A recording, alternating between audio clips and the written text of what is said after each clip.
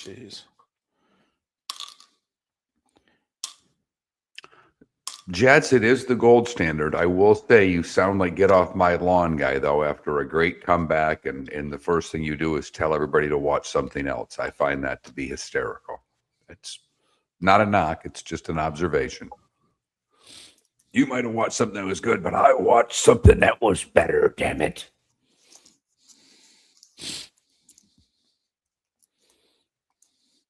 Did find it interesting the games were a day apart. Oh, yeah, in 34 years.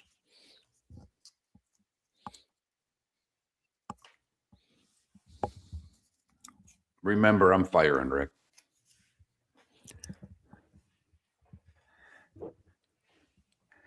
Yes, sir.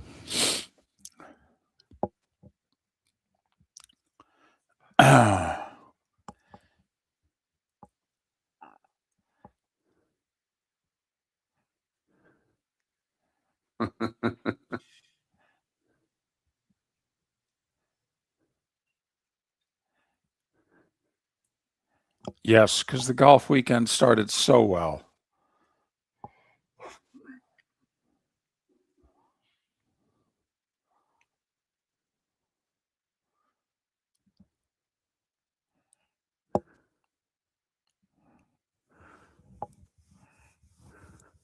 Well, congratulations, Javier, on Illinois. Well done.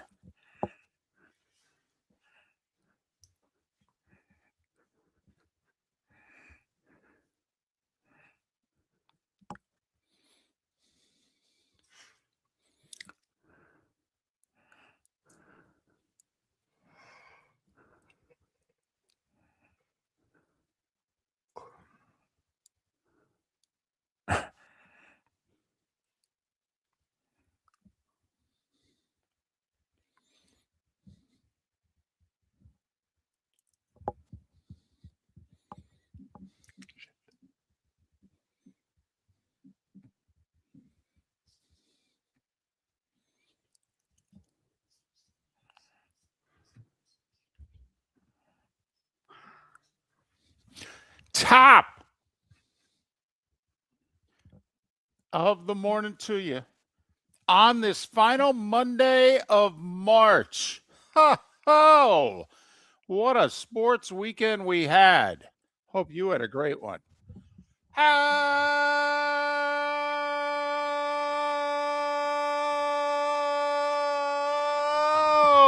the heck are you, Miller and Moulton? MillerandMoulton.com. Miller_Moulton on X. Top of the morning to you, Mark. How was your weekend? My weekend was good.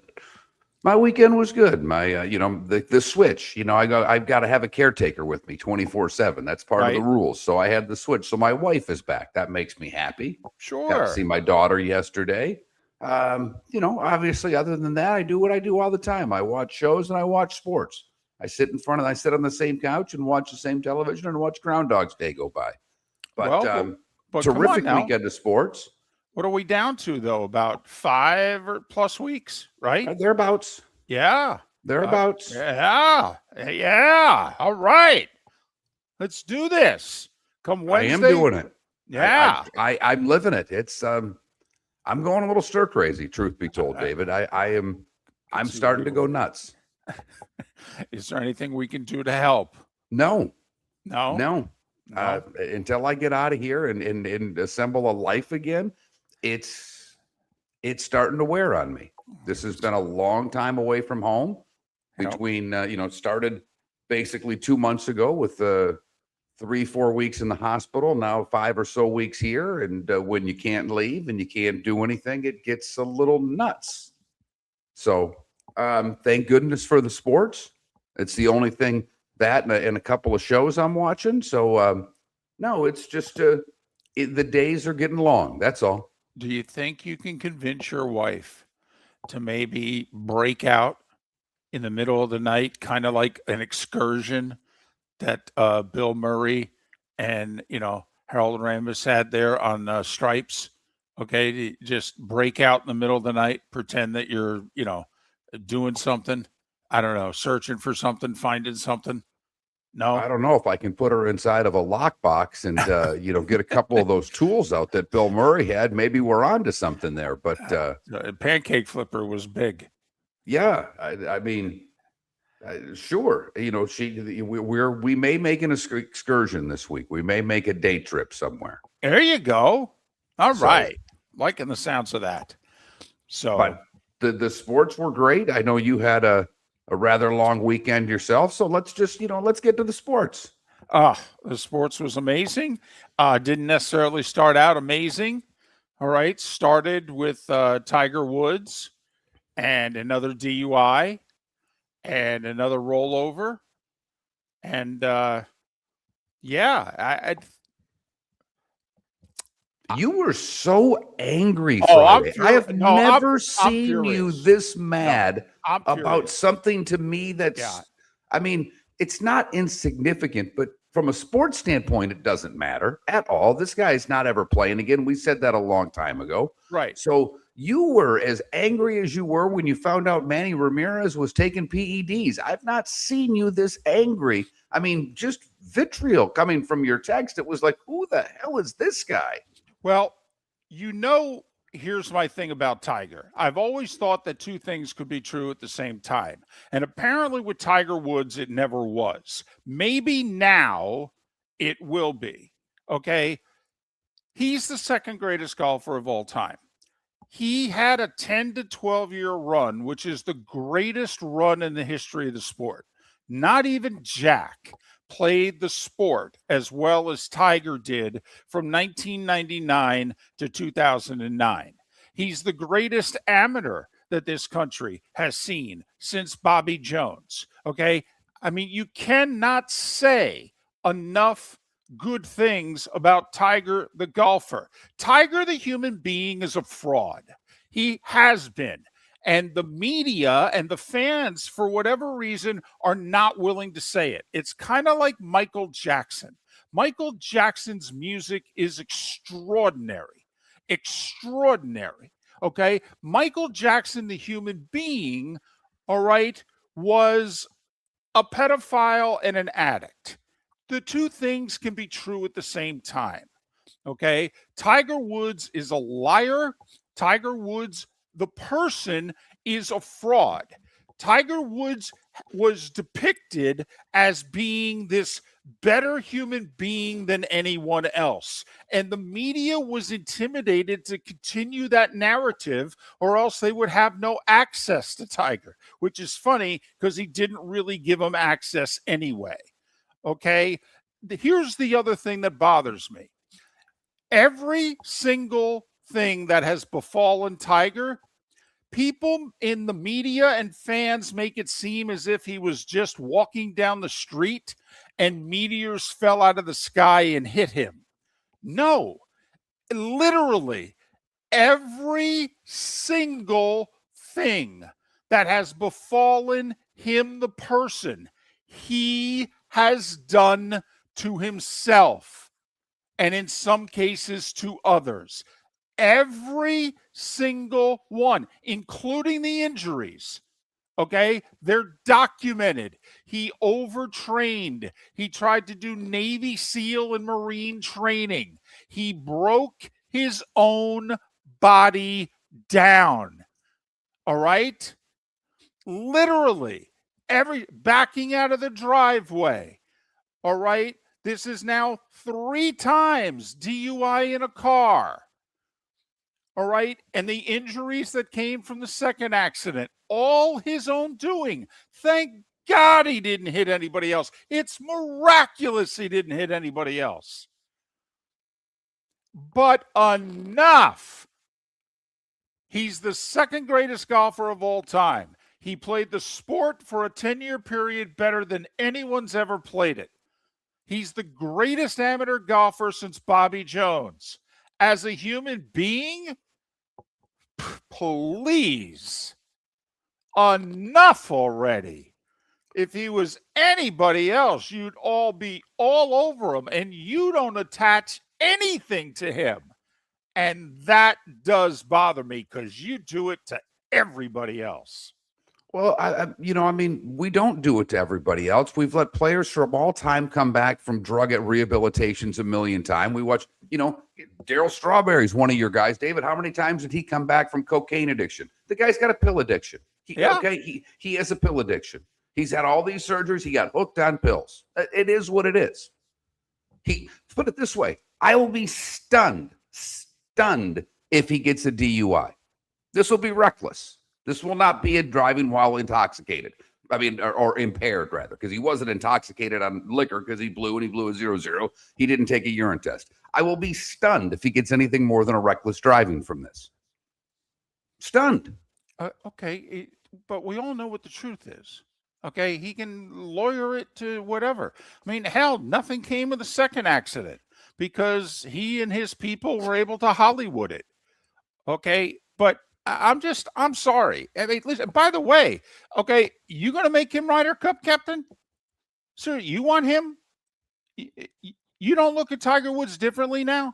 Do you sure I've you want always looked at him differently, first of all. I have too, but I've always looked at him differently. We're I in the do think minority. putting him in the same class as Michael Jackson's a bit much. Michael Jackson was a pedophile. To throw No, Tiger Woods and I Michael didn't. Jackson in the same sentence is not fair to Tiger Woods. It's not. I didn't do that. Okay. I just gave the example that you can say two things about Michael Jackson.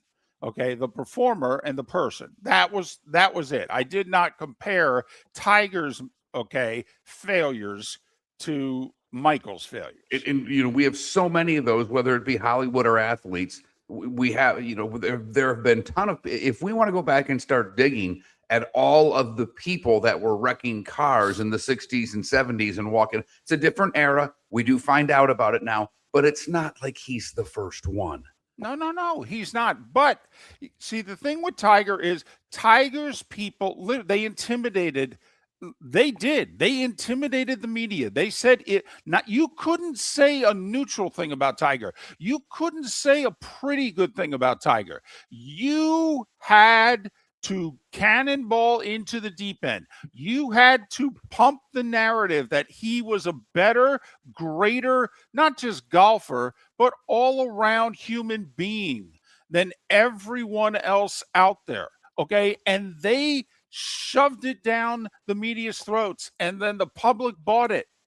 Okay. And this is nearly 20 years. He backed out of his driveway 17 years ago. Okay. I mean, how much more evidence do you guys need? He's not a good person. He's troubled at best. At best. Just let's talk about him as a golfer, not as a god. That's all. I mean, I've not seen you that far. I came close in our texting to really start poking the bear, and I said, I'm just going to let this go. Because I don't have this venom. The guy cheated on his wife a ton. He's been doing pills forever. He lost most of his good friends that he had from many years ago. He used to hang with, Jordan and Barkley. They both want nothing to do with him now. So it was all right there. It was all right there. And I mean, there aren't, you don't hear about any of the golfers that he was friends with, because now he hangs around with younger golfers that adore him as opposed to any of his peers. So it was all right there for you. And if you chose to not see that, well, that, I don't mean you, David, but that's on you, the golf fan, because you just wanted Tiger to be Tiger again. My mother-in-law is guilty of it. She loves him. I guarantee if I were to talk to her today, she'd make an excuse for him and say, poor guy. That's what it would be, because he's been able to sway the young fan to the old fan and everybody in between. And I do think to a certain, and I understand your point that the media wouldn't be allowed to talk to him. But as you said, they didn't really have access. And yet no one ever took a shot at him, ever. So I think the media is as much to blame here as anyone else. I really do. Okay. I think Tiger is.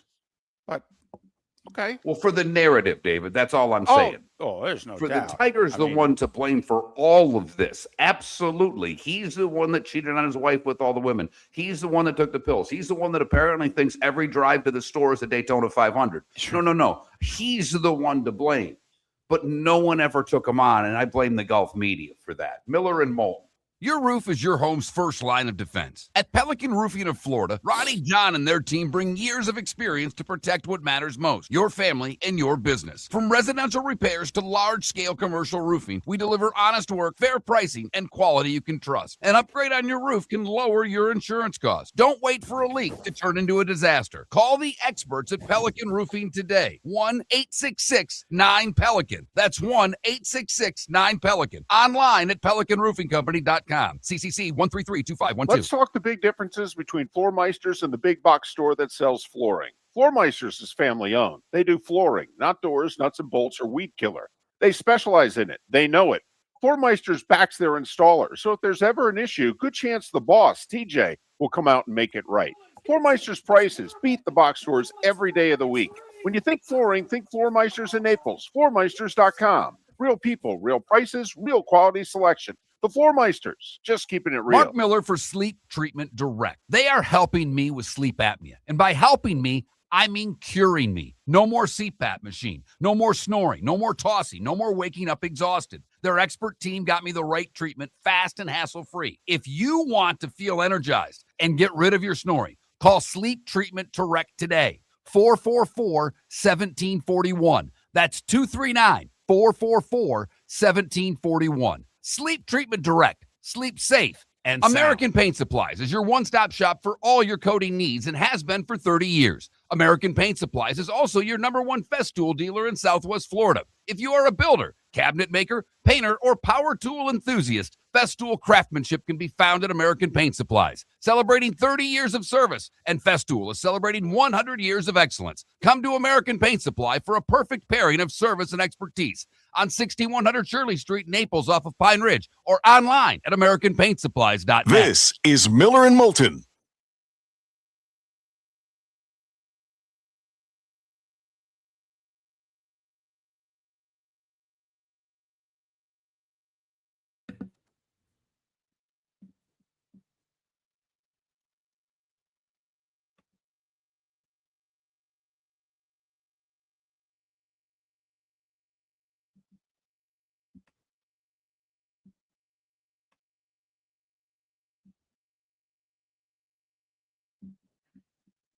You don't have any of the socials that I need you to have, but David, the funniest thing I saw yesterday on TikTok was the EA Sports. It's in the game and it's got Tiger Woods 05 golf on the cover.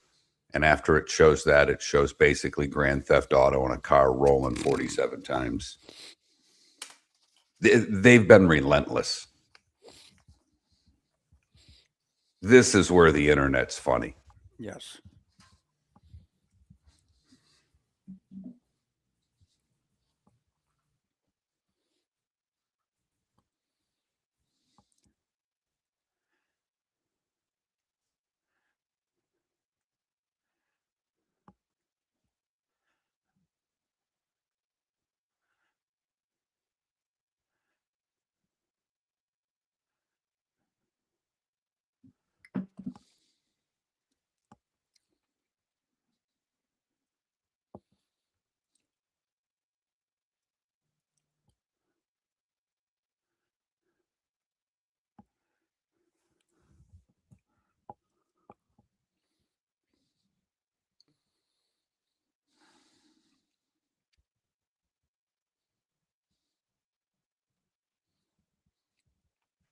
Well, that's a pretty good list, Mac. I mean, that's a good poll. That is a really rotten good poll question.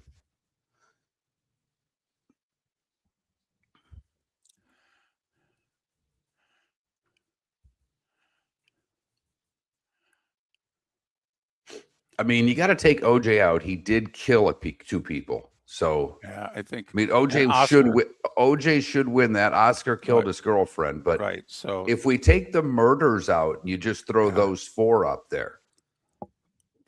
There, you've got something. That's really Mac. That's really solid. Thank you for that.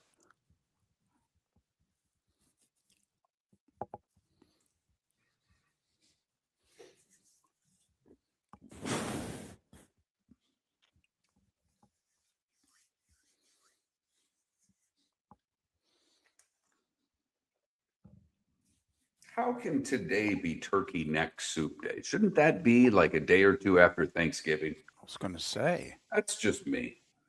Seems Maybe a it's little- because it's also World Bipolar Day and they just are off by 6 or so months. But you know,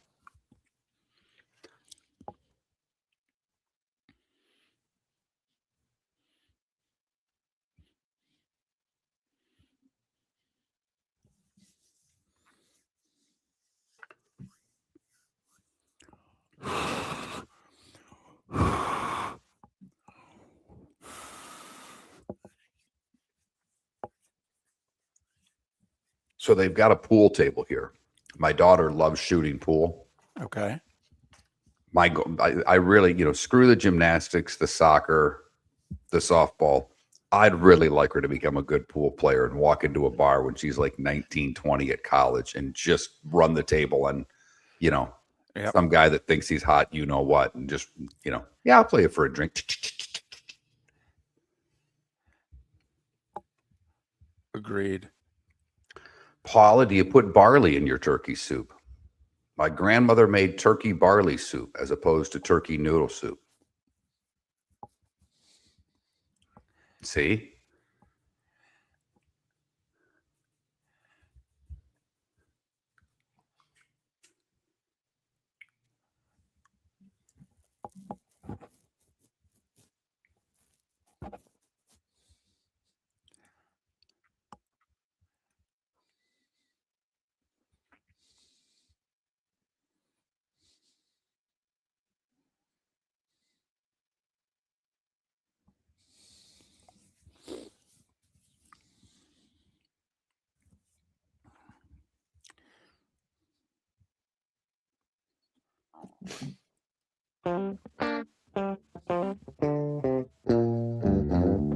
You're listening to Miller and Moulton. And now, here's Mark Miller and David Moulton.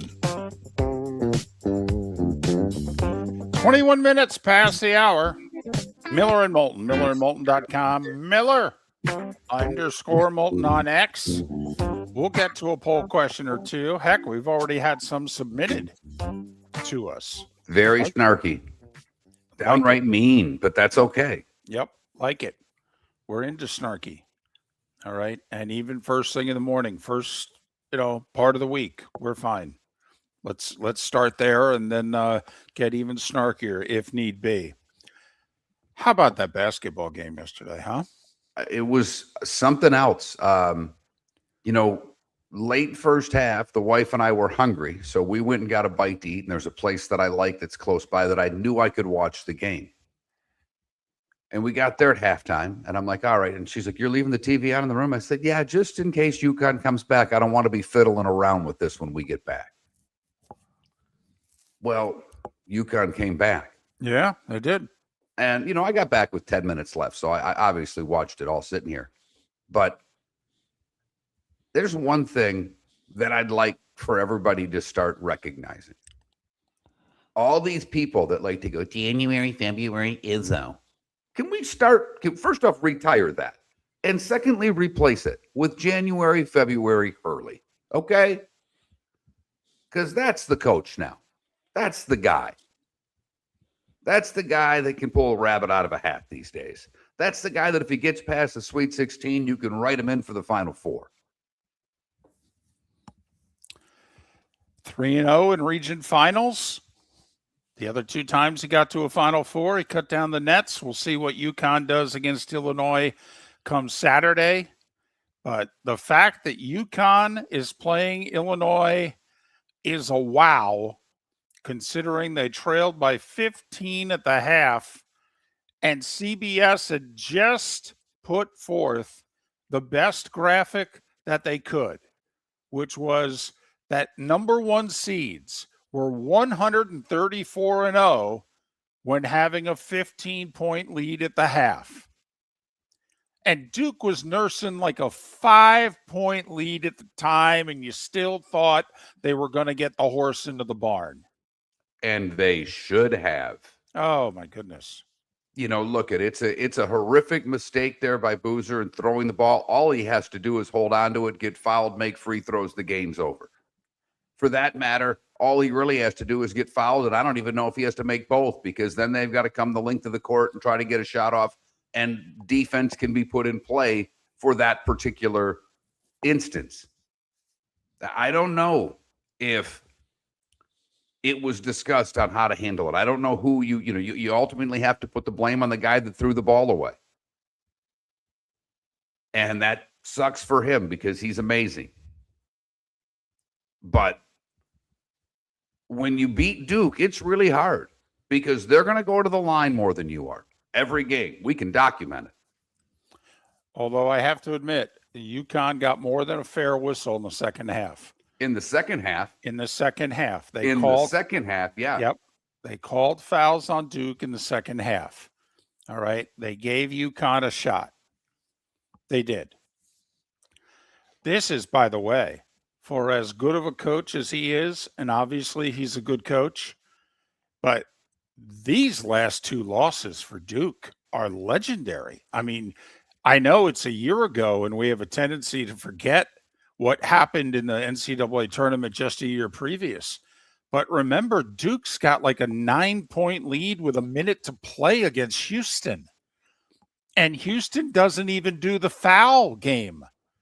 Okay, they just make a bucket, they press, they get a couple turnovers, they hit some shots. Okay, then Duke misses a free throw, then Duke fouls after a missed free throw. And Duke was playing in the title game last year with the player of the year. That baby was over. It was Duke, Florida. And then all of a sudden, it's Houston, Florida. And we're all looking around going, how the did they just lose that game? Well, a year later, how many of us were looking around going, how the did they just lose that game?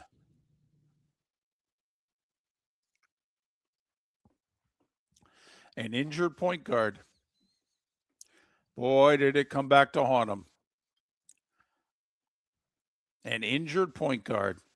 They didn't have a true point guard on the floor, and they went and got as far as they could with it, Mark. But in the second half against UConn, it was obvious. They couldn't get into their flow offensively when UConn made their adjustments. They didn't have a true point guard to run the offense. And when it came time to handling the ball and handling the pressure and getting good shots off down the stretch, they just didn't have it. And I was stunned that Duke got the lead they did because, taking it back to the Michigan State game, UConn destroyed a really good point guard. Yeah. They made one of the best point guards in the tournament look like he bet on UConn. He played so badly. I mean, really and truly. Yes. Pierce goes off as the best assist game in Michigan State history in the tournament, and he couldn't hold on to the ball. That little double team they did on him took him out of the game. So I was stunned with what Duke had at the point guard position, that they built the lead they did. I'm with you. Because Hurley was unbelievable defensively against Michigan State. And then in the second half, UConn figured it out defensively. Yeah. They were great. Yeah. Held Duke less than 30 points in a half. Wow. That's impressive. But that whole last sequence, first off, UConn didn't foul. How many of you? So remember, they inbound the ball to the guy at the elbow. They don't foul him. They're not close enough to foul him. He's then able to pass it to Boozer near midcourt. Two guys are running at Boozer. Neither one was going to foul him. They both get to him. He looks like he's going to pass. They don't run through him and foul him. They stop to try to deflect the pass. Both arms straight up, David. Both players had their arms straight up. You're absolutely correct. Nothing even close to an attempt at a foul. And it works in their favor. And then obviously, Braylon Mullins, build something for him in Stores, Connecticut. I mean, he could be one and done. He'll still be a legend. He's the one who deflected the pass. Also, well, he's not the one that deflected. He's the one that technically got the steal. He got the steal, and then obviously hit the shot. Caravan has the ball, and instead of chucking it, right. he kind of caught it with not the, he wasn't turned at the bucket, and he makes a pass back for a guy to shoot a logo three. Right. But that guy was, fronting the basket. I mean, I will say he was unbelievable. By the way, is that not the Steph Curry effect on basketball right there? Oh, yeah. A generation ago, who the heck was just catching the ball, squaring up, and seemingly not chucking, not, full body behind it, heaving it from your hip from 35, 40 feet away. I'm just talking about catching, squaring, swishing like a 36-footer. I mean, that's all because of Steph Curry in the last generation. This is the byproduct of Steph Curry right there. 100%. 100%, David. Absolutely. I couldn't believe it when it went in. and it looked good the whole way too. And you're like, no. Boom! Didn't touch a thing but the net, David. I mean, there's no rattle, no graze off the rim. That thing went straight down, my man. That went straight down. And down goes Duke. And I know most of you, like me, were heartbroken to see it. And for a split second, I don't know about you, Mark, but I'm like, wait a minute. They were down 2. They've got the lead. Okay. I'm like, oh my God. Now I'm just screaming to no one. David, the shot took so long from the time it left his hands to go in. And I'm not joking. He shot it. I looked at the graphic at the score and went in my head, this is for the win. Because it seemed to be up there for an eternity. And now it's UConn, Illinois, Michigan, and Arizona. Don't know if anybody's got anything from Michigan, Arizona. That could be a classic. Starting fives next. Your roof is your home's first line of defense. At Pelican Roofing of Florida, Ronnie John and their team bring years of experience to protect what matters most, your family and your business. From residential repairs to large-scale commercial roofing, we deliver honest work, fair pricing, and quality you can trust. An upgrade on your roof can lower your insurance costs. Don't wait for a leak to turn into disaster. Call the experts at Pelican Roofing today. 1-866-9-PELICAN. That's 1-866-9-PELICAN. Online at pelicanroofingcompany.com. CCC 1332512. Let's talk the big differences between Floor Meisters and the big box store that sells flooring. Floor Meisters is family owned. They do flooring, not doors, nuts and bolts, or weed killer. They specialize in it. They know it.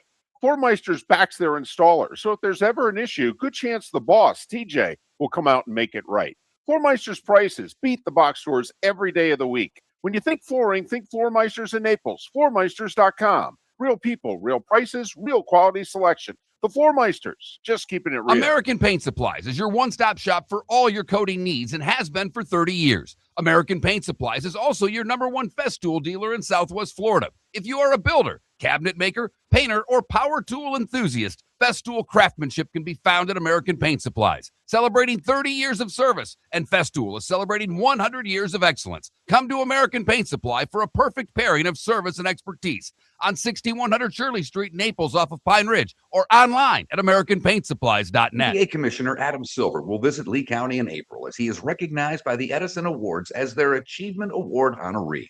His recognition not only highlights his leadership within professional sports, but also his broader influence on business, technology, and social responsibility.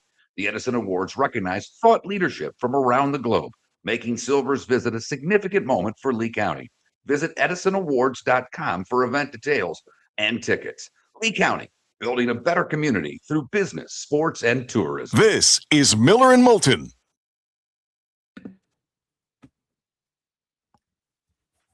And Paula, have you realistically, when you saw Shire in that shot of him losing, is there a more punchable face in college basketball? I have to admit, I don't see what you see. And I tried too the last time. I said, all right, let me look at this like Mark. That is the most punchable face in the sport. Just funny Giving him a 'cause smirk. Boom. I think there's more people that feel that way about Hurley. I know they do, but at least Hurley's entertaining.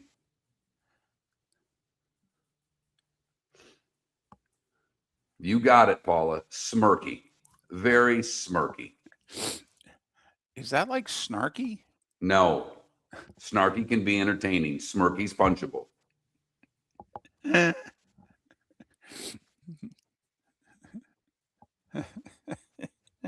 I've got my quarter zip on. I'm going to go to TGI Fridays for lunch.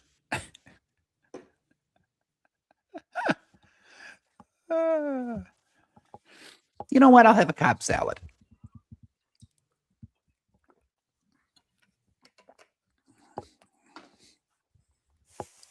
Well, I have to admit, okay, if you saw the two of them walking into TGI Fridays, okay, you could see Hurley ordering like a riblet, you know, and just something where you get your hands dirty, and you could see.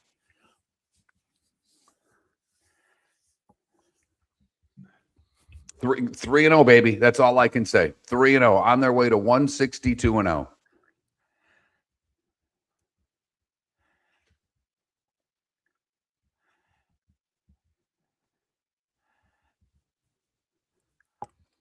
Well, I mean, I obviously love him because he's, you know, part of Jersey basketball royalty. I mean, the Hurley family. So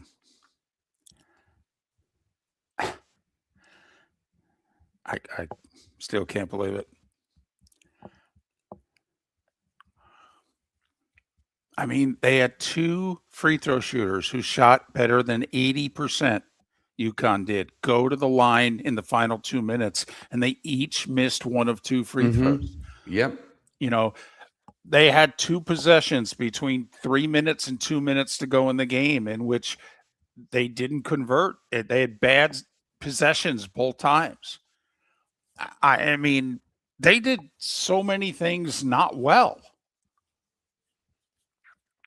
But The last Duke possession I thought was going so badly when they were down 3 and with 25 seconds to go and they called the timeout and they come out of the timeout. I thought the possession was going so badly that right as the kid puts the ball on the floor to drive by Boozer, I thought Hurley was going to call his last timeout and say, well, this didn't work. Let me come up with something else. Because there was like 12 seconds to go when he put the ball on the floor. He got fouled with 10.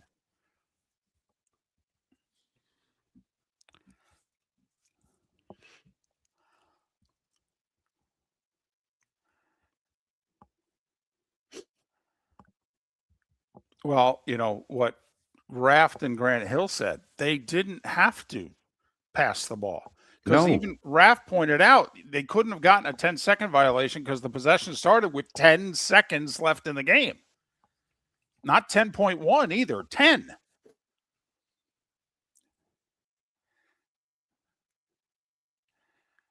But Grant Hill was the one who he said they didn't have to pass the ball. Wes, it's so funny you say that. I got a text that said I feel bad for the kid. I said, don't worry, he made millions. I right there with you. Don't even care. I mean, it sucks for him, but he's going pro next year anyhow, whatever.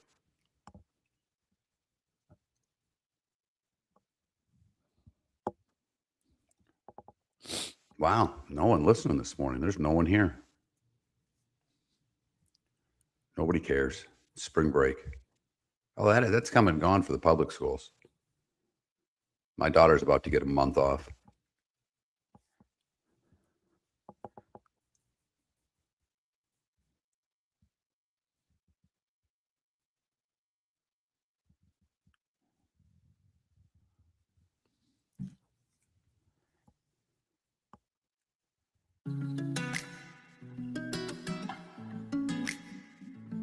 Welcome back to Miller and Moulton. Text the guys what's in your mind at 21,000. That's 21000. And now, here's David Moulton. New men's basketball coach at FIU. He will join us at the top of the hour. has an interesting backstory, if you will. And we kind of wonder, should he be the future of college basketball coaching? We'll get into it coming up at the top of the hour. But right now it's time for The Starting Five. 5 big stories you need to know. Here is The Starting Five. brought to you by Lee County, Florida. They are building a better community through BST. Come on now, you know it. Business, sports, and tourism. Well, March Madness is all of that, and then some. But we were going to have 3 1 seeds in the Final Four. I mean, we had Michigan, we had Arizona, and Duke's up 15 at the half against UConn. Hell, Duke's got a 6-point lead with like 2:20 to go against UConn. Not to be. Braylon Mullins with the steal with 5 seconds to play. And then he gets the ball back and he fires up a logo 3 and buries it with 0.4 of a second left. And UConn, who trailed ever since it was 2-0, won it 73-72. They become the first team to rally from a 15-point halftime deficit against the number 1 seed in NCAA tournament history. 1 seeds were 134-0. Next up for UConn, the Illini in the first semifinal, the early one on Saturday. We'll spend all week reminding you the Final Four is on TBS. Michigan demolished Tennessee thanks to a 21-0 run over a 5-minute span mid-first half. Wolverines 95-62. Lindelberg with 27 for Michigan, who also did something that no team had ever done. They scored 90 or more points in all 4 games and won all 4 games by double digits. Michigan and Arizona, probably the 2 best-looking teams so far in the tournament, Mark. Is that fair to say? Absolutely, without question. They'll meet in the late semi in Indianapolis on Saturday night. By the way, hats off to Tennessee.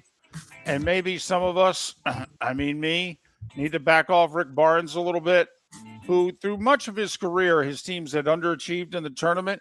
That was the 3rd straight year Tennessee went to the Elite 8. And they did it this time as a 6 seed when they weren't even supposed to make the Sweet 16. But even Rick Barnes said afterwards, well, we figured out how to get here. We just have to figure out now how to go further. Women's Final Four, UConn and UCLA, 2 of the top seeds, they're in it. Tonight, we'll see if Texas and South Carolina, the other top 2 seeds, can join them. Texas will host Michigan. South Carolina will play TCU. If Michigan were to beat Texas, and they're a 9.5-point underdog, that would mean men's basketball, women's basketball, and, oh, yeah, their hockey teams going to the Frozen Four. Right. Somebody stabbed me in the neck. Pretty good winter sports season in Ann Arbor. Oh, my goodness. That's for sure. My team's choking like a hairy dog. I'm going to say, well, your men's basketball team and particularly your men's hockey team up 3-1 late 3rd. Yikes. Baseball, first week and weekends games have come and gone. Mark, there are 5 unbeaten teams. 5. Toronto. Shouldn't surprise you. They were in the World Series. The Dodgers. They shouldn't surprise you. They won the World Series. The Yankees. Shouldn't surprise you. They were tied for the most wins in the American League last year. The Milwaukee Brewers. Shouldn't surprise you. They had the best record in baseball last year.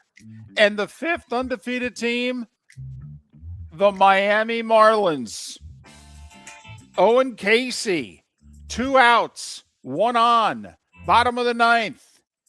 A walk-off 2-run game-winning homer for the Marlins in front of 17,355. Miami 4, Colorado 3. Only the third 3-0 start in franchise history. And while you can say what you want about the 5 winless teams, 2 of them are the Colorado Rockies and the Chicago White Sox. Right. White Sox got swept by the Brewers. 9-7 was the final. A's swept by Toronto 5-2. By the way, a wild series in St. Louis. Rays blew a 7-1 lead in the first game of the series, scored 4 in the 9th, and led in the 10th before losing on Saturday. Fortunately, they didn't blow the big lead yesterday. Yandy Diaz with 5 hits from the leadoff spot. Tampa Bay 11-7 over St. Louis. Pirates salvaged the finale of their series with the Mets 4-3-10. Royals did the same in Atlanta 4-1. Orioles took 2 of 3 from the Twins. Twins manager got ejected for arguing balls and strikes.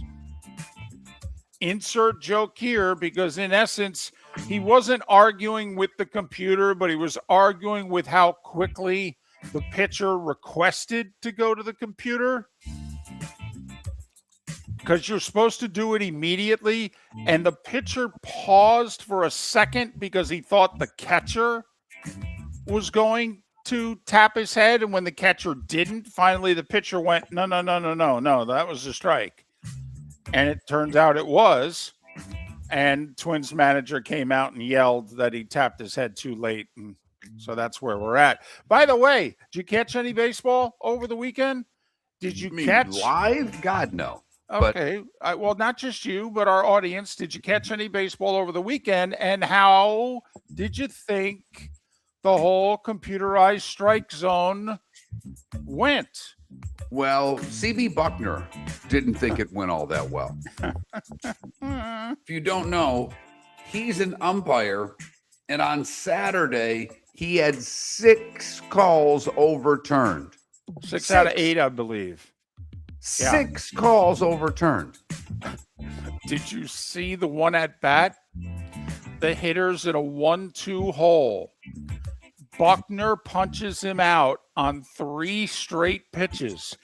The batter challenges all 3 pitches, and the batter was right. And the announcers made sure to note that when the 1-2 pitch gets overturned, it's a cheer. The 2-2 pitch gets overturned, there's a cheer. When the 3-2 pitch gets overturned, and it's the third one in a row, the Reds announcers said, wow, the fans just made more noise for that than they did a 2-run homer earlier in the game. The Reds announcer before the game said, in the pregame, we'll see a record on the ABS today. Predicted it before the game started.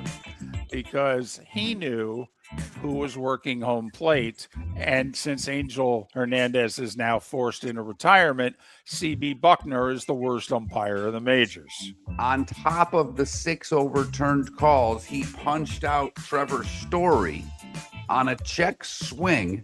Cora ends up getting ejected supporting his player. Buckner will not allow an appeal on the check swing. Right. He called it himself. Arrogant blankety blank. Right. Yep.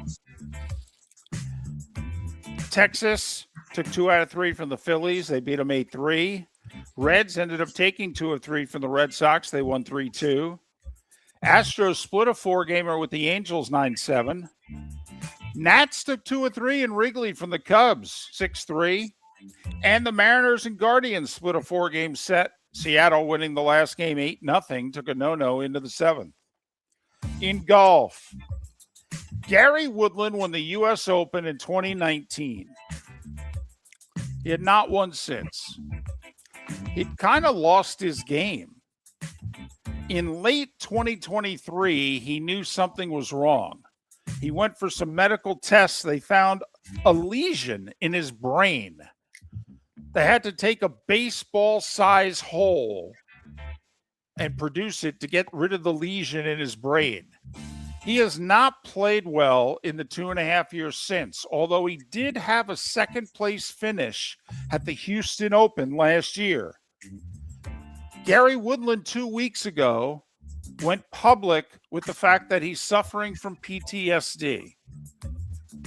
And he said, I think I took 1,000 pounds off my chest.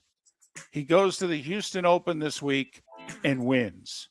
Took a one-shot lead into the final round and ended up cruising. He won by 7. It's his first win since the U.S. Open, which is nearly 7 years ago. What an awesome story. Gary Woodland, a winner in Houston. After the golf weekend started with you-know-who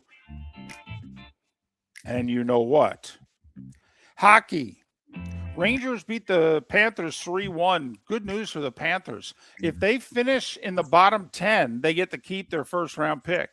Right now, they have the 5th worst record in the sport. Rangers, by the way, have the 3rd worst. Lightning with a 3-2 win over Nashville. They're now tied with Buffalo for first in the division, and they've got a game in hand. Preds are holding down the final wild card out west with a 1-point lead. The Bruins are hot.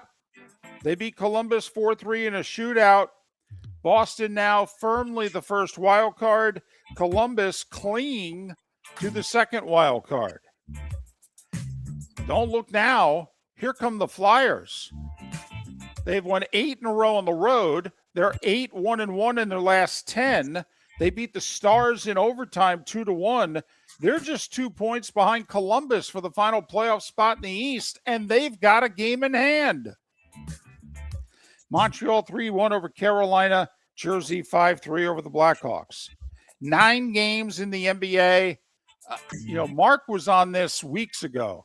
Do you know late last week, all 20 teams who were making the playoffs and the play-in were set? With 2.5 weeks left in the regular season. They're battling for seeding right now. That's it. Heat lost again by 17 in Indiana. They only scored 11 points in the 4th quarter. They're the 9 seed right now in the East. Tied with Charlotte, who lost to Boston 114-99. Celtics now have a comfortable 2.5 game lead for the 2 seed on the Knicks because the Knicks lost in OKC 111-100. Mark, the Magic lost in Toronto by 52. David, Toronto went on a run in that game. A run that's never been done in the league before. They went on a 31-point scoring run, 31-0 over a stretch. It's never happened in league history. Mark, the Magic coach is going to get fired. I mean, it's pretty clear they're done playing for him. All right. The Las Vegas Golden Knights coach got fired yesterday, Bruce Cassidy, who's won a cup, oh, by the way, and taken another team to the finals. Okay, he got fired with 8 games left in the season, replaced by John Tortorella. Don't laugh. The Orlando Magic should fire their head coach, Mosley. They're done playing for him. They've lost 7 of 8. Mark, they lost by 52, and they're battling for playoff positioning. 52. Come on. Denver's won 6 in a row. They beat Golden State 116-93. Denny Hamlin, led most of the laps. Hold on. Denny Hamlin led almost 300 of the 400 laps at Martinsville, but it's Chase Elliott who ends up winning. First win for Hendrick Motorsports this year. Ross Chastain, who led 14 laps, faded and finished 16th. Frozen 4, it's Wisconsin and North Dakota, Denver and Michigan, a week from Thursday in Vegas. Hojo Kim beat Nelly Korda for the second straight week on the LPGA Tour. And Sabalenka and Sinner ended up winning the Miami Open tennis tournaments. And it's 7 minutes before the hour. That was the starting 5 big stories you needed to know, courtesy of Lee County, Florida, building a better community through BST, business, sports, and tourism. Denny Hamlin. That's the answer to the question. No, Chase Elliott's the answer. Hamlin led 300 laps. Oh, Chase Elliott. Elliott won the race. I can't even listen to you do a NASCAR update. I know. First name. That's you what heard I of? think Boom. of the sport. Right. Chase Elliott, first win for Hendrick Motorsports this year. Gotcha. Right. I just heard the first name and quit after that. I thought know that's that. all I needed to know. I know. Joey Cantens, the new men's basketball coach at FIU, is next. American Paint Supplies is your one-stop shop for all your coating needs and has been for 30 years. American Paint Supplies is also your #1 Festool dealer in Southwest Florida. If you are a builder, cabinet maker, painter, or power tool enthusiast, Festool craftsmanship can be found at American Paint Supplies. Celebrating 30 years of service, and Festool is celebrating 100 years of excellence. Come to American Paint Supply for a perfect pairing of service and expertise on 6100 Shirley Street, Naples, off of Pine Ridge, or online at AmericanPaintSupplies.net. PA Commissioner Adam Silver will visit Lee County in April as he is recognized by the Edison Awards as their Achievement Award honoree. His recognition not only highlights his leadership within professional sports, but also his broader influence on business, technology, and social responsibility. The Edison Awards recognize thought leadership from around the globe, making Silver's visit a significant moment for Lee County. Visit EdisonAwards.com for event details and tickets. Lee County, building a better community through business, sports, and tourism. Some rings are beautiful. Takoi rings are unforgettable. April 17th through the 19th, Takoi brings their entire collection to the Diamond District. Extraordinary engagement, breathtaking wedding bands, and Takoi's newest fine jewelry for spring. Here for one unforgettable weekend. The Legend of Takoi, April 17th through the 19th at the Diamond District. Hablamos Español. Visit Jason and Todd at the Diamond District. The Cape Coral Police Department is growing, and they want you to be a part of it. They're hiring new officers. Starting pay is between $74,000 and $90,000, depending on your experience. And with a $10,000 hiring bonus, you could be making $100,000. Enjoy paid holidays, off-duty details, plenty of OT opportunities. They're also hiring dispatchers and professional staff. So go to CapeCops.com. CapeCops.com. Be brave, be best. Be Cape. Mark Miller for Sleep Treatment Direct. They are helping me with sleep apnea. And by helping me, I mean curing me. No more CPAP machine. No more snoring. No more tossing. No more waking up exhausted. Their expert team got me the right treatment fast and hassle-free. If you want to feel energized and get rid of your snoring, call Sleep Treatment Direct today. 444-1741. That's 239-444-1741. Sleep Treatment Direct. Sleep safe and sound. Let's talk the big differences between Floormeisters and the big box store that sells flooring. Floormeisters is family owned. They do flooring, not doors, nuts and bolts, or weed killer. They specialize in it. They know it. Floormeisters backs their installer. So if there's ever an issue, good chance the boss, TJ, will come out and make it right. Floormeister's prices beat the box stores every day of the week. When you think flooring, think Floormeisters in Naples. Floormeisters.com. Real people, real prices, real quality selection. The Floormeisters, just keeping it real. This is Miller and Moulton.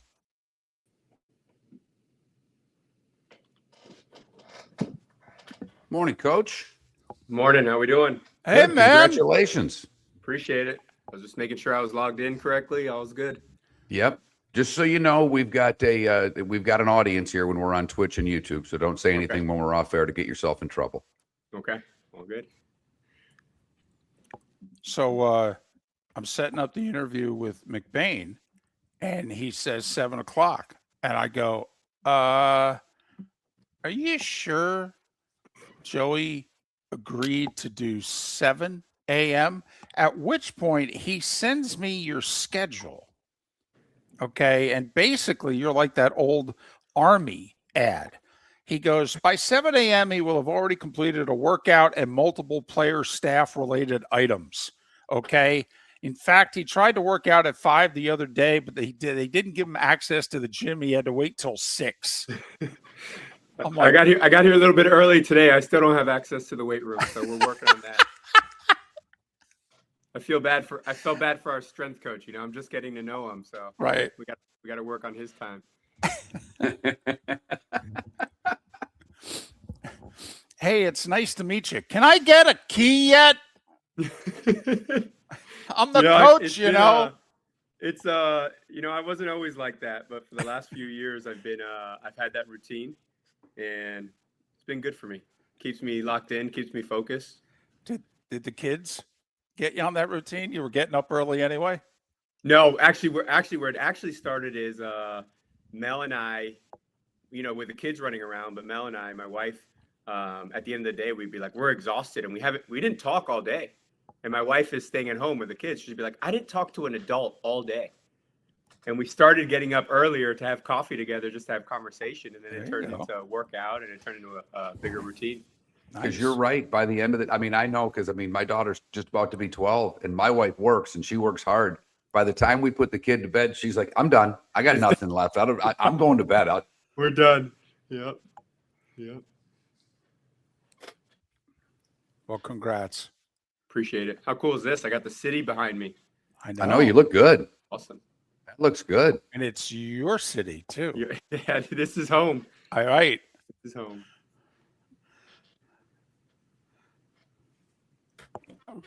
That's awesome. Is this live right now? It's starting at 7 a.m.? Yes. The show started at 6. We're 6 to 10 Eastern live. Okay. We're in 5 Florida markets and Huntsville, Alabama. We're in Huntsville for another hour. Okay. And then 3 of the 5 Florida markets have us 6 to 9. And then Jacksonville and Tampa, St. Pete have us the full 4 hours. Awesome. It's been a while. I haven't seen you. I know. Do you even recognize him with that beard? Yeah, this is all lazy too. It looks good. I like it. I hate it. I hate it. I laughed. I saw the picture of you that your wife posted yesterday, David. And see, when I'm looking at it in this little square, it's not that pronounced. And then I saw the picture. I'm like, holy crap, Grizzly Adams. Yeah, it's bad. It is bad. They do have razors. You need to go to like a barber shop and get them to do the whole thing. This is, you know what? I was looking yesterday. There are some places who do the straight edge. I may do it. They better be careful though. They could kill me. They're gonna need trimmers before they go to the straight edge. Don't kid yourself. All right, here we go.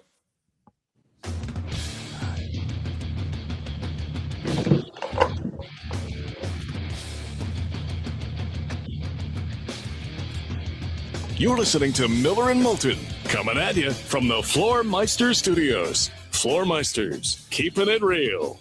And now, here's Mark Miller and David Moulton. Hour 2 of Miller and Moulton on this final Monday in March. Thanks so much for being with us. Mike Miller from the Field of 68, an hour from now to talk about the Final Four. Mark Lai in about 90 minutes to talk about Gary Woodland, Tiger Woods, and the Masters in a week and a half. He's an old friend. He's Joey Cantens. He is the new men's basketball coach at FIU, and I am not exaggerating when I say this is your dream job, isn't it? Okay, when you were a young guy growing up in Miami, you went to FIU for a time, you have ties to the university. This is your dream job, isn't it? Yeah, dream job, and it's home, and it's honestly, it's unbelievable. And I've spent I calculated the last 19 years, changed job or had 11 different jobs all over the world, all over the country, and to get my first Division I head coaching job at FIU home is unbelievable. Well, congratulations and good for you. You probably won't remember this, but for 1 year, I did play-by-play for FGCU. David was doing the ESPN stuff, and I was doing it on radio. And I remember one thing about you before, because you didn't know who the hell I was. And before every game, you kind of fist bumped the whole media, your coaches, the media row, and you had an exuberance about you then that I can still see in your eyes now. How have you been able to keep that type of positivity? I mean, you've had success at different places, but like you said, 11 different jobs in 19 years, it can become a grind. So how do you keep that exuberance up, that excitement up, that the love of the game, obviously? Yeah, it's funny you say that. I still do that or I guess I did it. I'm a former Daytona State Falcon, but I still did that with our table crew at Daytona State. I don't know. I mean, I know there's a lot of stress and there's a lot of turnover and there's a lot of issues right now. Everybody wants to talk about college basketball being a little bit crazy, but we coach basketball. I rebound a basketball for a living. I run plays for a living. Are you kidding me? We have the best job in the world. And I think sometimes when you take a step back and you realize what we're actually doing for work, I mean, this is awesome. So I try to keep it as simple, like simple mind. Like, yeah, we want to get better every day. It's why I have my routine. I already lifted this morning. I want to be the best version of myself. But at the end of the day, I get paid to coach basketball. It's amazing. Listen, you're already good looking and you're in shape. Keep it to yourself, will you? Okay. Some of us just keep it to your damn self. But in all seriousness, Joey, a very impressive resume. If you don't know, okay, he's been on the staffs at USC, Florida State, FGCU. He's been a head coach internationally on at least 2 separate occasions. He was just at Daytona State, a JUCO, took him to the national tournament 4 out of 5 years. They just had a deep run. So congratulations. How different when you took the Daytona State job 5 years ago to taking the FIU job now? When you took Daytona State, there was a clear difference in Division I and JUCO and how you had to run programs. Can't you run FIU in a similar way to the way you ran Daytona State? Because isn't it much more year to year and transactional now? Yeah, it's funny you say that. Literally last night, I was talking to my wife and my dad at home, and my wife said, "Has it hit you yet that you're the head coach at FIU?" And I said, "Honestly, I'm functioning the same way. I mean, it's a complete roster build. It's a complete redo. And for the last 5 years at Daytona State, that's what we did.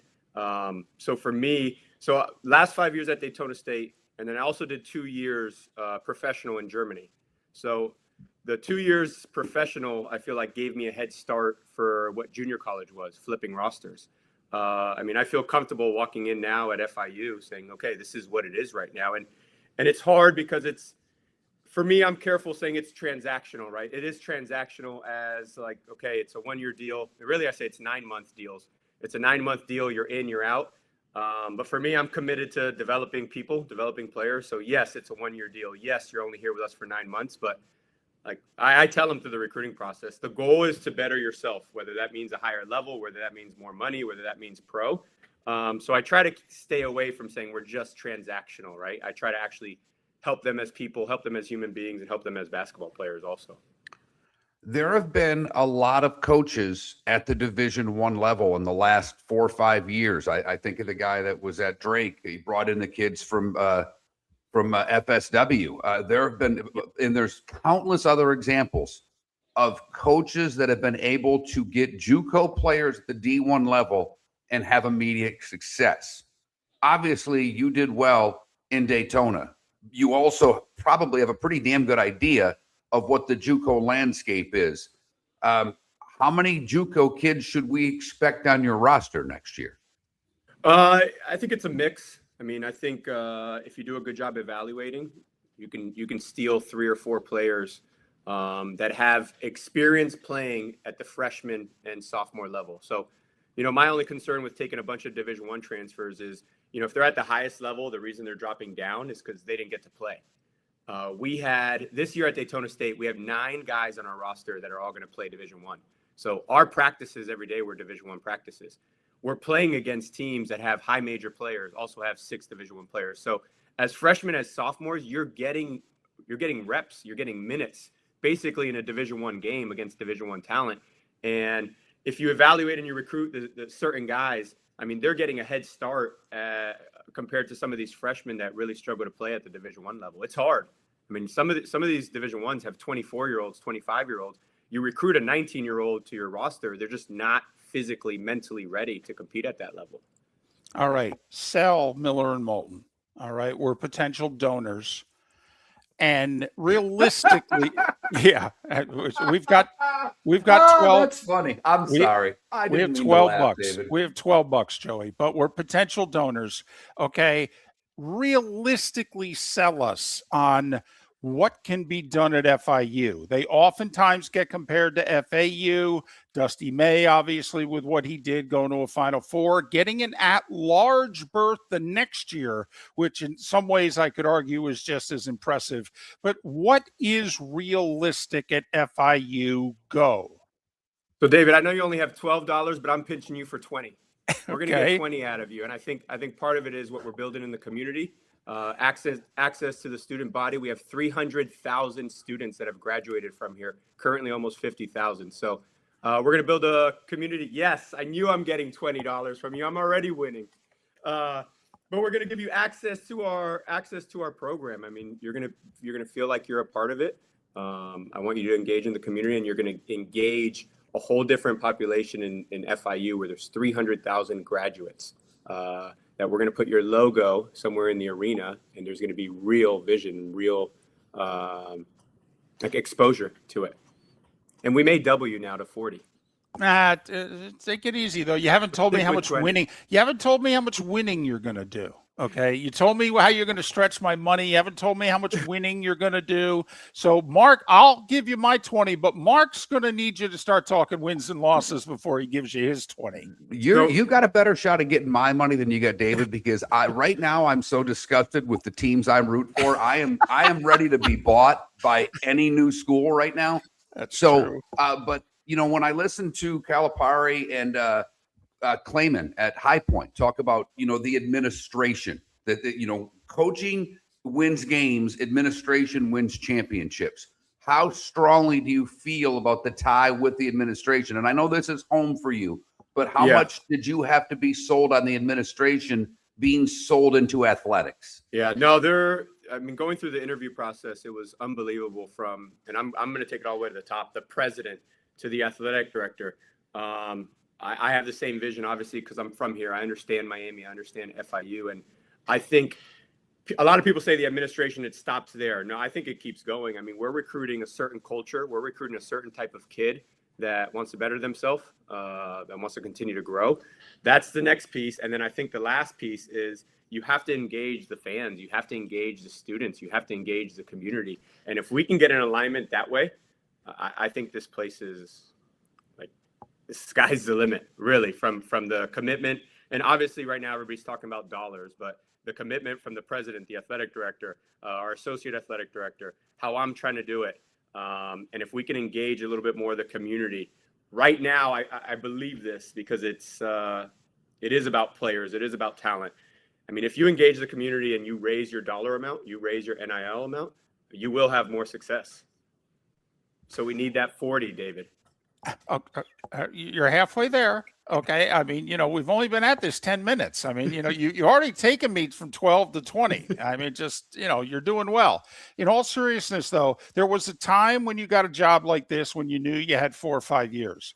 How much pressure has the sport, the way it now is, college athletics as a whole, how long do you feel like you have, if you know what I mean? Yeah. Because it seems as if there's a lot of quick turnarounds. There's a lot of quick collapses. Yeah. I mean, I think with everybody flipping the roster, I think you should have a 1-year turnaround. I really believe that. I mean, we did it. We did it the last 5 years. We had 11 new players on our roster at Daytona State. And everybody talks about talent. It is talent. But I think where I grew as a head coach is, yes, I have my systems. I have my offense that I want to play. I have my defense I want to play. That all sounds good when you're sitting in a meeting and when you're talking about theory. When you recruit 11 new players, you better be able and willing to adjust your systems to fit your group. And that's where I believe I have a head start. Yeah, we have to evaluate, but, I think there should be a 1-year turnaround. In year one for me, I expect there to be some learning curves. I don't 100% know the league. I've studied the league. I know some of the coaches. I know the styles of play. But there is going to be a little bit of learning curve, understanding what wins. I know the travel's hard here. I mean, Conference USA, the travel's rough. So there is going to be growing pains. But for me, I think we put the right pieces together. Year one, you should be able to flip it, and for sure by year two, I mean, you better have grown and you better understand what it takes to win. Joey Cantens is the new men's basketball coach at FIU. It is a homecoming for him. Joey, congratulations to you, Mel, and the family. We're very happy for you. We're here for you if we can help, and I'll work on Mark the rest of the show to make 2040. But congratulations. Say hi to our buddy Jason for us, and all the best. Appreciate you. Joey Cantens, kind enough to join us on the American Paint Supplies Hotline, your one-stop shop for all your coating needs. Starts He'd talking have gotten 40 out of you if he'd have tried a little bit harder. Oh, yeah, he's already got it. He knows that. He's got me. I'm for sale. You are. I am for sale. You are miserable. I'm a Lightning fan now. That I can proudly announce. Oh, jeez. Oh, boy. Here we go. Football, it's between the Bucks and the Steelers right now, but I don't have a lot of faith in either team. So I am completely for sale. All of my teams. 21,000 Pelican Roofing and Florida text line. Tell me why I should root for your team. American Paint Supplies, celebrating 30 years in Naples, is proud to be the exclusive Farrow and Ball dealer in Southwest Florida. The best thing to come from the UK since the Beatles, Farrow and Ball has the colors and paints at American Paint Supplies. See why all the designers and painters choose Farrow and Ball. For 30 years, American Paint Supplies provides the perfect pairing of service and expertise. On 6100 Shirley Street in Naples off of Pine Ridge, or online at AmericanPaintSupplies.net. American Paint Supplies is your one-stop shop for all your coating needs. Let's talk the big differences between Floormeisters and the big box store that sells flooring. Floormeisters is family owned. They do flooring, not doors, nuts and bolts, or weed killer. They specialize in it. They know it. Floormeisters backs their installer, so if there's ever an issue, good chance the boss, TJ, will come out and make it right. Floormeisters prices beat the box stores every day of the week. When you think flooring, think Floormeisters in Naples. Floormeisters.com. Real people, real prices, real quality selection. The Floormeisters, just keeping it real. Your roof is your home's first line of defense. At Pelican Roofing of Florida, Ronnie, John, and their team bring years of experience to protect what matters most, your family and your business. From residential repairs to large-scale commercial roofing, we deliver honest work, fair pricing, and quality you can trust. An upgrade on your roof can lower your insurance costs. Don't wait for a leak to turn into a disaster. Call the experts at Pelican Roofing today. 1-866-9-PELICAN. That's 1-866-9-PELICAN. Online at PelicanRoofingCompany.com. CCC 1332512. Some rings are beautiful. The Koi rings are unforgettable. April 17th through the 19th, Koi brings their entire collection to the Diamond District. Extraordinary engagement, breathtaking wedding bands, and Koi's newest fine jewelry for spring. Here for one unforgettable weekend. The Legend of Takoi, April 17th through the 19th at the Diamond District. Hablamos Espanol. Visit Jason and Todd at the Diamond District. This is Miller and Moulton.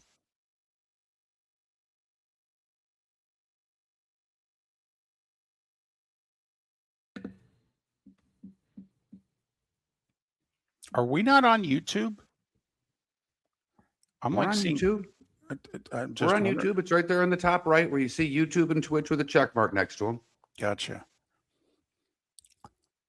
But yeah, our numbers are way down today, and seemingly very few comments from any of our YouTube folk. There's 0 people watching on YouTube. I don't know why. Huh.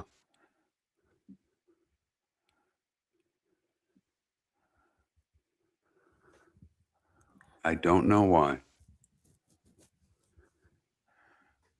Oh, I think that's why it's not showing the number from YouTube. Gotcha. That's all. Oh, There is to okay. it. Just a Twitch number. We just said Twitch. We've got YouTube. We're talking about, but I appreciate those of you on appreciate Twitch it. pointing out that Twitch is working. Thank you.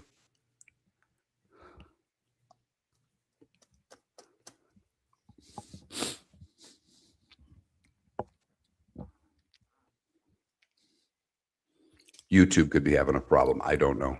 Okay.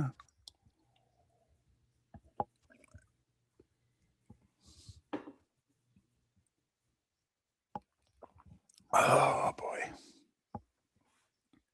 I don't know, Jake. Obviously I'm not watching the show. I'm just doing it. So I don't know what their formats are.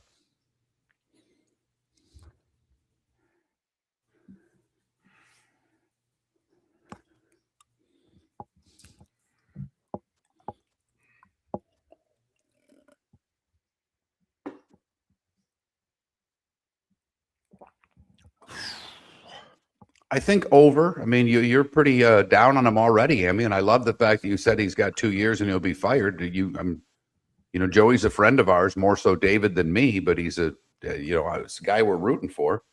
It is his hometown job, so The only thing I didn't get to ask him is how many international players he wants to bring in, because he talked about it kind of in an answer. That's the way to get old fast. And it's a school that, it's a commuter school. In the conference is awful. It's one of the worst conferences in the country. So by year 2, he should be competing for a conference championship.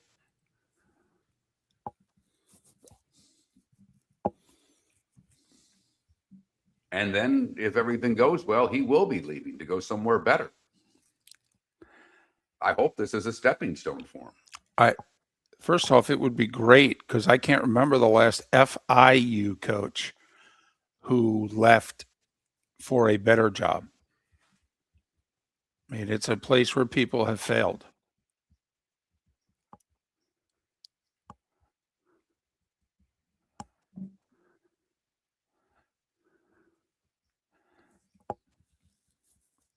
I actually think, and not because we know him and like him and what have you, but his background is exactly the type of resume that I thought FIU and a lot of schools should hire. But that's why I had to give him the fist pump thing, because when he did it to me the first game I was doing, when I was doing FGC, you cared about FGC. I didn't give a crap. No, I'm doing the games because I'm getting paid. Right. Bar none. yeah. And he goes with the fist pump. I'm like, oh, sure, I'll give you a fist pump. I don't care. Sure. If that's what fires you up, great. Good. That's awesome. I like this guy. Didn't know who he was. All right. Didn't care. I think he was the Dobo. I don't even think, he wasn't the third assistant. He was the director of basketball ops on that team. But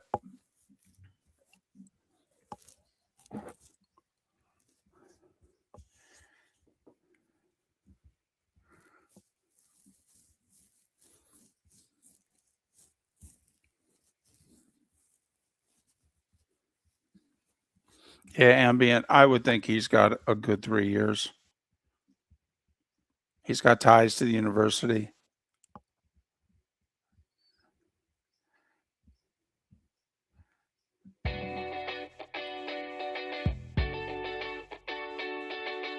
You're listening to Miller and Moulton. And now, here's Mark Miller and David Moulton. 21 minutes past the hour. Mike Miller from the field of 68. He will join us coming up at the top of the hour. Mark Lai in a little more than an hour. Boy, he's fired up about Tiger Woods. Be nice to have him on the show again. Miller and Moulton, millerandmoulton.com, Miller_Moulton on X. Well, I think I need to explain some things, David. Okay. I went to that break with a very pronounced statement that I'm for sale, and I always have been. Don't make any mistakes. I would have sold the pews at my wedding if Miller Lite wanted to put banner advertising on there. Right. Trust me.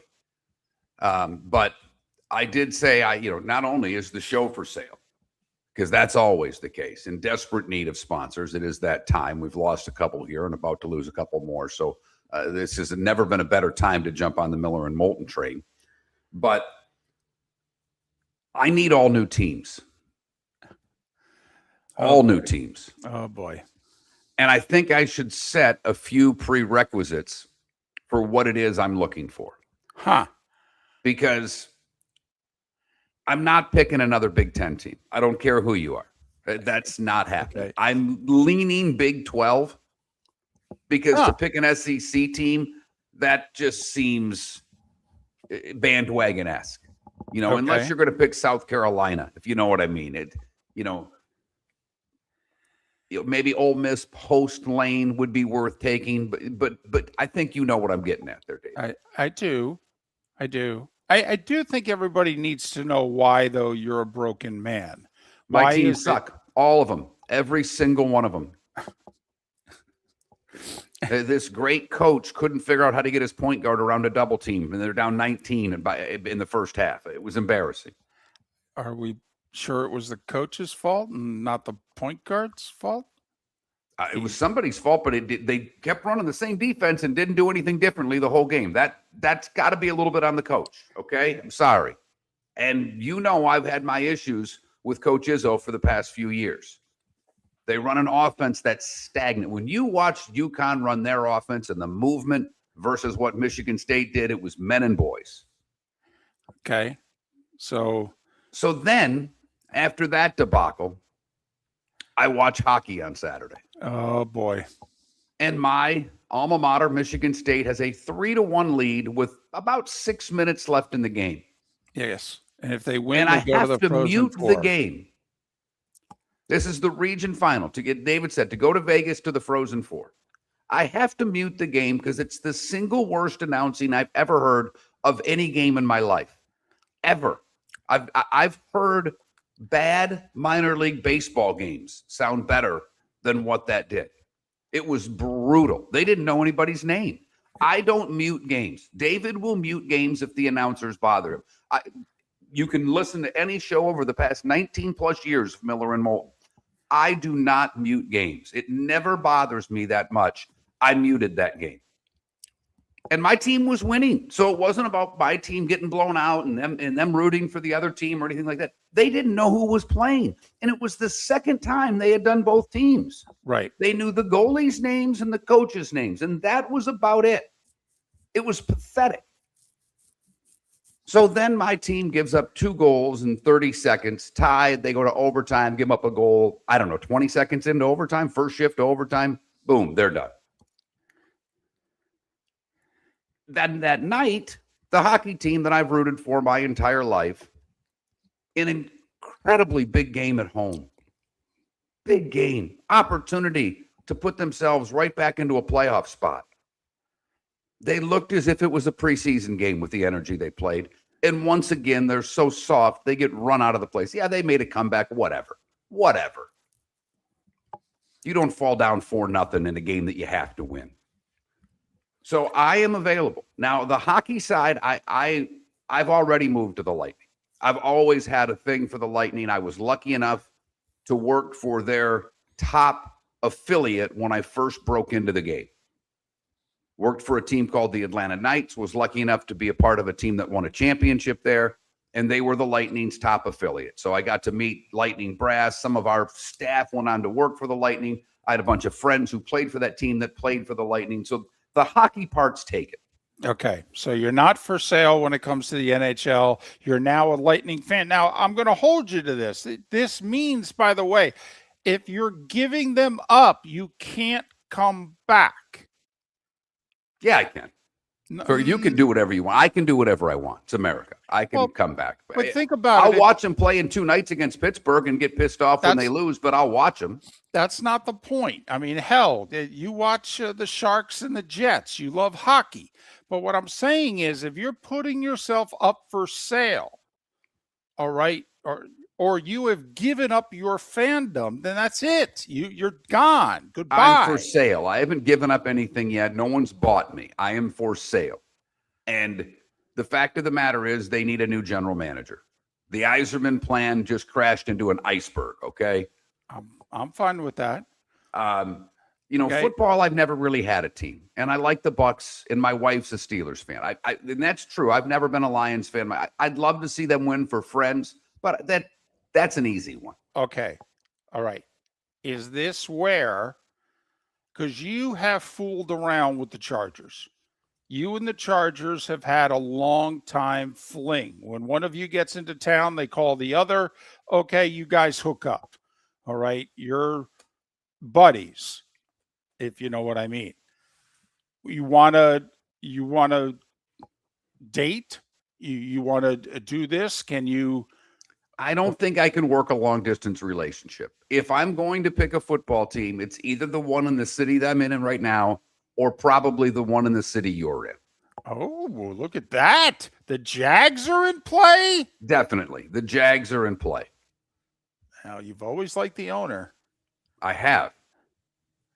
And I am excited to see if what he's doing down in and around the stadium changes the city much the way that Vinnick with what he's done. I mean, Tampa Bay is, and not just because of the sports teams. I know that.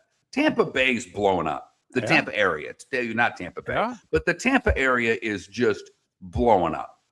This city is on fire right now in a good way. Well, and St. Pete has changed dramatically this decade also. There's a much younger, trendier part of St. Pete than there always was. Right. But that, David, you and I are from Southwest Florida. That's like being in Fort Myers and saying, boy, I love the people in Naples. You know, what I said was true, though. You just couldn't let it be. Okay? Because they have a good restaurant scene, too. They've gotten younger. Okay, but yes, where they started was nearly archaic. Yes. But, I'm just saying, I don't think Tampa, I think Tampa and St. Pete have a similar relationship to Fort Myers and Naples. That's yes, all they I'm do. saying. Yes, they do. That's all. I was just trying to point out the whole region is on the come, but it is very much so. Very much so. So, you know, the baseball thing's hard because the Tigers are my first love. They truly are. And they're going to be good this year. And then Scooble's going to play for someone else. But they could still be good for years to come. This looks like an upswing. They've got a good system. They're not spending a lot of money, and they have the potential that they could if they wanted to. So, you know, listen, you're never putting your baseball fandom up for sale. That I know. Right. Okay? But the hockey team right now, see, once this hockey team got rid of Yzerman, you know what they started doing? Winning championships. And the team in Detroit should figure that out too. There's 4 draft picks that Yzerman has on that team. So don't give me the Yzerman built the Lightning thing. Now, they're great players. 2 of them are Hall of Famers, but neither here nor there. All right. So your I'm a broken, this weekend broke me, David. Yeah, it did. Ladies and gentlemen, the Michigan State blowing the 3-1 lead late. I knew he was done then. The basketball team had lost the night before. Okay, then the hockey team, at least they were going to win. Okay, blah, blah, blah. It was going to be Mark's hockey team against my college hockey team in the semis. It was going to be fun. Yeah, broke them. Totally. Then the Wings go out and they're down 4-0. I knew it. I knew you were in trouble. Broken man. Miami Dolphin fan, I know what you feel like. I know what you feel like. Your roof is your home's first line of defense. At Pelican Roofing of Florida, Ronnie John and their team bring years of experience to protect what matters most, your family and your business. From residential repairs to large-scale commercial roofing, we deliver honest work, fair pricing, and quality you can trust. An upgrade on your roof can lower your insurance costs. Don't wait for a leak to turn into a disaster. Call the experts at Pelican Roofing today. 1-866-9-PELICAN. That's 1-866-9-PELICAN. Online at pelicanroofingcompany.com. CCC 1332512. Let's talk the big differences between Floormeisters and the big box store that sells flooring. Floormeisters is family owned. They do flooring, not doors, nuts and bolts, or weed killer. They specialize in it. They know it. Floormeisters backs their installer. So if there's ever an issue, good chance the boss, TJ, will come out and make it right. Floormeisters prices beat the box stores every day of the week. When you think flooring, think Floormeisters in Naples. Floormeisters.com. Real people, real prices, real quality selection. The Floormeisters, just keeping it real. American Paint Supplies, celebrating 30 years in Naples, is proud to be the exclusive Farrow & Ball dealer in Southwest Florida. The best thing to come from the UK since the Beatles, Farrow & Ball has the colors and paints at American Paint Supplies. See why all the designers and painters choose Farrow & Ball. For 30 years, American Paint Supplies provides the perfect pairing of service and expertise. On 6100 Shirley Street in Naples off of Pine Ridge, or online at AmericanPaintSupplies.net. American Paint Supplies is your one-stop shop for all your coating needs. EPA Commissioner Adam Silver will visit Lee County in April as he is recognized by the Edison Awards as their Achievement Award honoree. His recognition not only highlights his leadership within professional sports, but also his broader influence on business, technology, and social responsibility. The Edison Awards recognize thought leadership from around the globe, making Silver's visit a significant moment for Lee County. Visit EdisonAwards.com for event details and tickets. Lee County, building a better community through business, sports, and tourism. This is Miller and Moulton.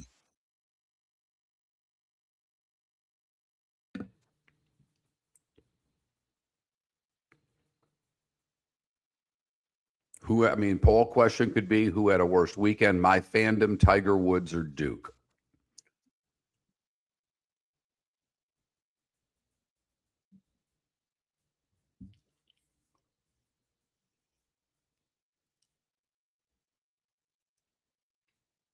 Well, Ambient, what are you, 25 years old? And the Avs have been good for the last, 8 years.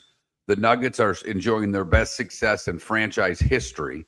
And the Broncos were a game away from the Super Bowl. I would hope that you're into all your teams right now. Give me 20 years of being crappy and talk to me.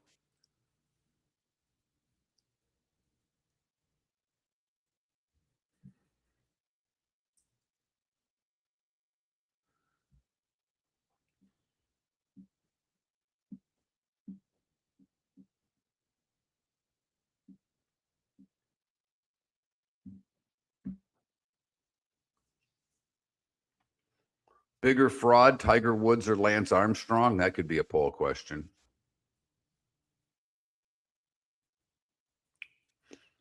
Because whoever had those other two up, I think it was Mac earlier in the show. Tanya Harding, she was just trashy to begin with. Again, you're 25, Ambient. I sorry.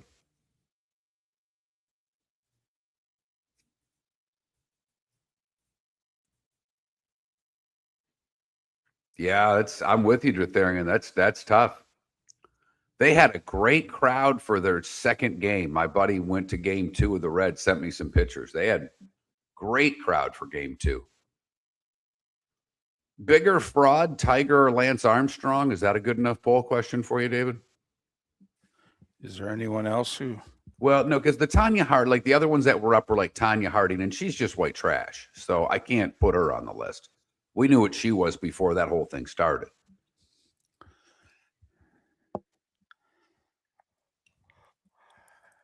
Well, Panda, I would say that, although PEDs weren't illegal in golf, there were accusations about one Eldrick Woods for a long time in PEDs. No one would talk about it out loud, but it's stuff. I know I mentioned it on the air over at least at the beginning of our show, at least in the first 2 years David and I were together.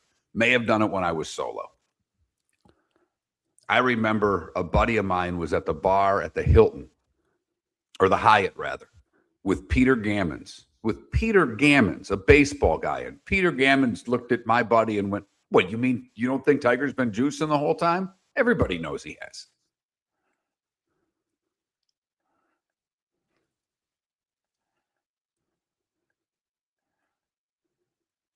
Yeah, OJ would win, DC. That's the only problem.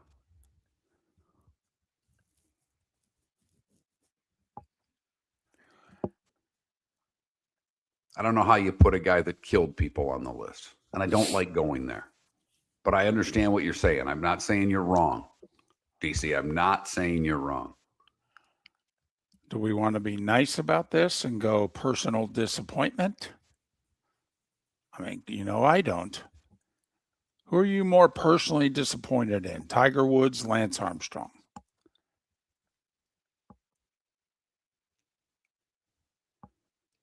How long before the public forgives Tiger Woods? By the Masters? Already has. By the Masters, by the time he captains the Ryder Cup team, never.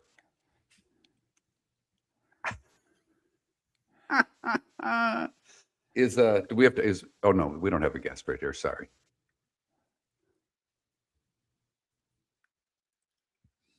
I like that question a lot.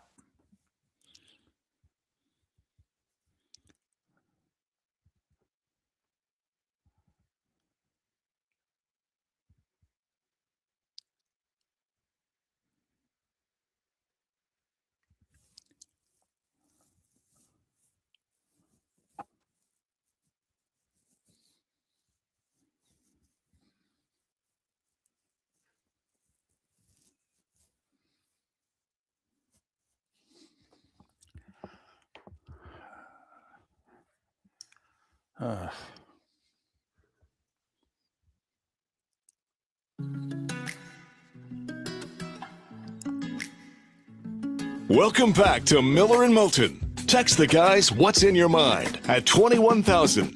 That's 21000. And now, here's David Moulton. 22 minutes till the top of the hour, till Mike Miller joins us from the field of 68. We're down to the final four, 2 1s, a 2, and a 3, which is what I had, Mark. I had 2 1s, a 2, and a 3. I got the 1s right, got the 2 and the 3 wrong. I have 3 of the 4 Final Four teams. I missed on Florida. I had Michigan, I had Arizona, and I had UConn. You did. For what it's worth. Right. Now, I had Florida beating UConn. Right. Well, but that was my mistake. But if Illinois beats them, that's fine. You just need Michigan to cut down the nets. You'll do pretty well in your brackets if Michigan cuts down the nets. I almost felt badly for Duke losing because my wife had a shot in the pool that I put her in. Because she had Duke winning the whole thing. And I think the semifinal between Arizona and Michigan's the title game. I think we all do, but it's tough to count. I mean, you said this in, I think, January. Illinois' A game can play with anybody. Yeah. It can. Yep. It truly can. Now, you know, UConn, there is a championship pedigree there. There is. There's something about that team and that coach that you cannot count out. But it just appears that Arizona and Michigan are playing at a level that's better than anybody else in the tournament. But then again, I think we've seen, you know, over the years, we've all seen that, whether it was UNLV a long time ago, name the team that was playing better than everyone. And the thing is, when you take 5 days off or 6 days off between your next game, a lot can happen. And also, there have been many Final Fours, many of them, and I won't bore you by rattling off the years, in which the thought was, well, the one semi's the natty, because whoever wins that semi is going to be a clear favorite, and they're going to win on Monday night. And then they don't win on Monday night. Now, there's plenty of examples in which they do, but there's quite a few examples in which they haven't. Just saying. So we'll see how it plays out. We'll talk with Mike Miller about that coming up in about 20 minutes' time. We have not really talked yet what I think, you know, as great as that game was, and I know everybody's not into this sport, but what happened in Houston's the coolest thing that happened all weekend. No question. And it to me, it's not even close, David. Gary Woodland, and David pointed it out in the starting 5. Brain surgery 3 years ago, I believe, 2023. Yeah, late in the year, so about 2.5 years ago. Yep. Right. And, you know, Skip hadn't won since the U.S. Open. I know that's relevant to the story, but to me, just being healthy seemed to be something that we wondered if it was ever going to happen for him again. And when he came clean with the PTSD a couple of weeks ago and just talked about how difficult this has been for him, and particularly for his wife, and they've got kids. I mean, this is real life for a lot of people. This is not golf. This is, and maybe it's because I've been around so much of something similar to that over the past 2 months that maybe it hit me differently. But when you're going through health issues and you're faced with dealing with things that you never thought you'd have to deal with at a young age. I mean, and he is a younger guy. He's got young kids. I mean, and to put it all out there is not easy. And he put it all out there for the world. He did an interview with the Golf Channel 2 weeks ago, and it was the first time he had talked about it. He said he had been suffering with PTSD for 2 years. Well, he's 2.5 years removed from surgery. So imagine what his life has been like. And I forget who did the interview, but they asked him, essentially, could you give us an example? And he said, yeah, I was in a tournament last year. And he said, I'm playing the way I normally play, right around the cut line. And he said, it got to me so badly on the back nine that I hit a tee shot and I started walking down the fairway and I cut into a Porto Johnny and just sobbed for 5 minutes. I just cried in the Porto John on the side of the fairway. He said, and I came back out and barely hit my shot in time to avoid, going on the clock. He goes, and I got tears going down my face as I'm walking up to the green. He goes, nobody's paying attention to me or us, I'm not in it and the whole deal. But he goes, I was falling apart on the course. He goes, and that was, not the only time. He goes, but that was the one time where I was literally out in public and I was falling apart. And you mentioned the fact that it was his first win since winning the 2019 US Open and that it's not important. But apparently, Mark, his win was historic in that he just went the longest between winning a major and winning his next tournament of any golfer in tour history. I mean, he went 2.5 months shy of 7 years. But think about it. If you're good enough to win a major, never mind in his case, he won the U.S. Open at Pebble, denied Koepka the three-peat. All right. And then he doesn't win for 7 years. And he wasn't playing well this year either, but he said, doing the interview with the Golf Channel, getting it off my chest, the outpouring that I got from so many people in and out of golf, he goes, it took 1,000 pounds off of me. And he said, it must have changed me on the course too, because I haven't played like this in a long time. Because I was petrified for him coming into the weekend, David. I was petrified yesterday because didn't he shoot like 63 on Friday? So he gave himself like a 4-shot cushion, and I think it was only one right heading into yesterday.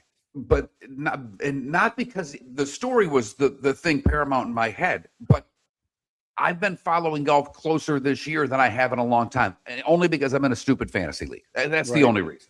Mm-hmm. So I'm aware of more guys and paying a little more attention than I normally do for tournaments that don't matter. But what's happened this year, David? Every damn guy who's led after Saturday can't get the horse into the barn. I don't give a damn how good they are. Right. So no, it doesn't matter. It proves, and all these guys say it, and this is where I don't think you and I don't think our listeners truly get how hard it is to win. And I'm trying to think who it was, and the name escapes me, and I apologize. But a couple of weeks ago, Cam Young, when he won that tournament, he said, "What was the hardest part?" He goes, "The 18-inch putt on 18." He literally said, he goes, "I couldn't feel my hands. He goes, I'm amazed I made it." He goes, "I didn't even go through." And that's why these guys go, when you watch them over 12-inch putts go through their routine on the last hole, it's because these guys are a little more robotic than they used to be. It's also because winning is very hard and they're incredibly nervous. So when here's Woodland getting the lead going into Sunday and no one's held a lead seemingly all year in golf, I'm like, well, he's not going to win. Nobody's able to win. And he wins easily. Everybody else falls apart around him, and he plays terrifically yesterday. So that was gutsy. And I do think, and I'll be curious when, because he did some post-match interviews and they were, more about in the moment. And he did say it to what you talked about, the outpouring of support and him coming forward with what's going on in his life, how much that had to help him. And I do think somewhere, whether he knows it or not, but getting that out there and having all that support from outside the guys inside the ropes. Those guys inside the ropes, they all know to a certain extent probably what's going on, because trust me, when he breaks down in the Porta-John, his playing partner that day is going, holy, when he goes into the locker room, they all talk. I mean, they're no different than any other group of coworkers. Holy crap, man, Gary's really struggling out there. He went to the bathroom and was crying his eyes out. He could barely finish the round on Friday. Trust me, by Sunday, most everybody in that tournament inside the locker room had a pretty good damn idea what was going on. But they're not going to say anything to the media because it's not their place to say anything to the media. It's only his. And when he came out and got that support from outside the ropes, I think that did a lot yesterday. I truly do. He was a very popular guy on tour. Obviously relatively unknown, good player, obviously, or on the PGA Tour. But like when he won the U.S. Open, it was a very popular win in the clubhouse, and not just because he kept Koepka from going 3 in a row, but people liked him. Okay, we did. When I say we, I was part of Fox Golf at the time. That was our last U.S. Open, 2019 at Pebble, and it was a popular win. We had a lot of the guys there heading into Sunday because he had a lead, and they were like, "Oh, this would be very popular. We all like Gary, and he's a good golfer." And they thought it might unleash something. They're like, "Listen, a lot of us have thought he was a great player masquerading as just a good tour player for a long time. We wonder if this could unleash something." And it didn't. And look at who knows what it means for him for the rest of the year. You hope that this turns into a Disney story and that Gary being able to talk about what was going on inside that head of his now gets him to play better golf, but he gets to go to Augusta now. I mean, Right. the win is still a win out there, and winning's hard out there. And I think that's been proven this year. But we haven't had a poll question. We're a little late in the show to put one up. And I've got a nomination, David. Okay. And it's not about Gary Woodland. It's about the other golfer that made the news. How long will it take us to forgive Tiger Woods? And here are my nominations for choices. I've already forgiven him. Yeah. Mm-hmm. By the Masters, by the time he captains the Ryder Cup team, or I'll never forgive him. I know where your answer lies, David. I'm very curious where our audience in their answer lies. Well, can I just throw a little fly in the ointment, but also challenge you and anyone else who wants to be challenged? When do you think Tiger now will be named Ryder Cup captain? Because I'll bet you a large amount of money he ain't going to get the gig for next year now. No, I don't think he can get it for next year now. No, they're going to have to just move on, whether they tell him they're moving on or not. It's been his job to turn down again. Yeah, that's gone. They're going to pick somebody. Goodness knows who they're going to pick, but they're going to have to pick somebody now.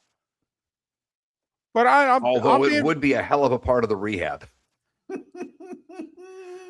But here's what I wonder, because here's the other thing that Tiger has going against him. Okay, there's a lot of people now that are not going to believe a lot of what comes out of his mouth. So if he does actually go to rehab, okay, and even if he's doing the right thing, we're 3 years removed from another Ryder Cup. Do you think that that'll be enough time that Tiger's the Ryder Cup captain in 2029? See, to me, he has to get back on the golf course. Now he has to play Champions Tour golf. When he's healthy enough to play, he needs to play golf, because on the golf course, it's 110% fandom.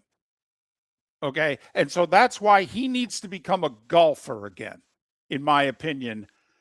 And if he does that, then I think he'll be the 2029 Ryder Cup captain. If he doesn't return to the golf course, this could last a while. Interesting. And I say that because I don't know if he ever will return to the golf course, because I don't know if he'll ever be able to play well enough to return to the golf course. I really don't now. And I don't see him taking a cart on the Champions Tour. Now, maybe this will cause him to do that. But in order to be the Ryder Cup captain, one goes with the other a little bit here, David. He sits in a very high position of power on the PGA Tour. Right. Will the PGA Tour be willing to take the power that he has on that tour away from him because of this? That, to me, is the first and most important question in the Tiger Woods saga? Does the tour punish him for crashing his car? Well, the tour, if I was running the PGA Tour, if I was the new CEO there, I would say to him, I'm not punishing you, but you got to get your life together. So you're no good to us or anybody else right now. You got to get your together. We've got major things to do in the next 90 days. You're not going to be a part of it. Go get your together. We'll see you down the road. Mike Miller, field of 68, to talk Duke UConn in the Final Four next. Mark Miller for Sleep Treatment Direct. They are helping me with sleep apnea. And by helping me, I mean curing me. No more CPAP machine. No more snoring. No more tossing. No more waking up exhausted. Their expert team got me the right treatment, fast and hassle-free. If you want to feel energized and get rid of your snoring, call Sleep Treatment Direct today. 444-1741. That's 239-444-1741. Sleep Treatment Direct. Sleep safe and sound. The Cape Coral Police Department is growing, and they want you to be a part of it. They're hiring new officers. Starting pay is between $74,000 and $90,000, depending on your experience. And with a $10,000 hiring bonus, you could be making $100,000. Enjoy paid holidays, off-duty details, plenty of OT opportunities. They're also hiring dispatchers and professional staff. So go to capecops.com. Capecops.com. Be brave, be best, be Cape. Your roof is your home's first line of defense. At Pelican Roofing of Florida, Ronnie John and their team bring years of experience to protect what matters most, your family and your business. From residential repairs to large-scale commercial roofing, we deliver honest work, fair pricing, and quality you can trust. An upgrade on your roof can lower your insurance costs. Don't wait for a leak to turn into a disaster. Call the experts at Pelican Roofing today. 1-866-9-PELICAN. That's 1-866-9-PELICAN. Online at pelicanroofingcompany.com. CCC 1332512. Let's talk the big differences between Floor Meisters and the big box store that sells flooring. Floor Meisters is family owned. They do flooring, not doors, nuts and bolts, or weed killer. They specialize in it. They know it. Floor Meisters backs their installer, so if there's ever an issue, good chance the boss, TJ, will come out and make it right.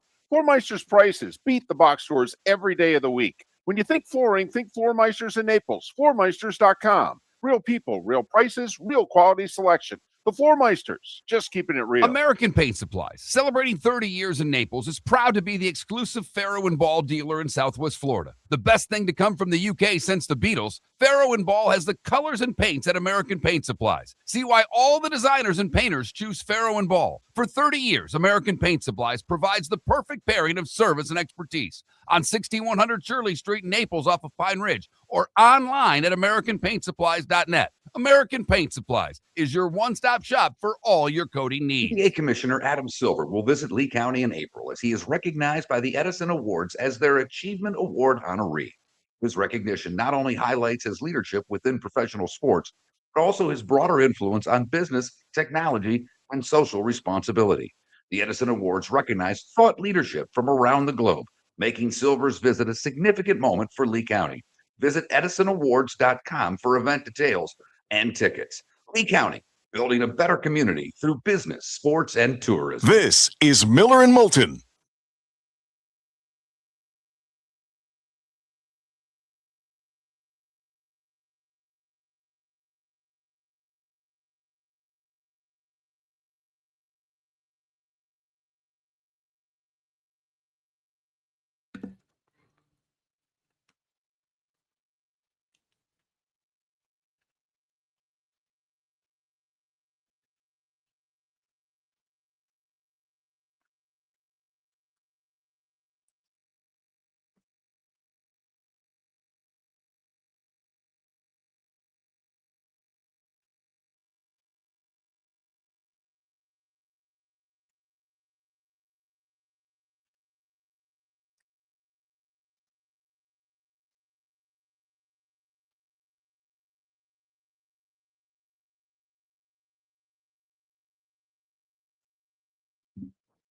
All right, here's what I got, David.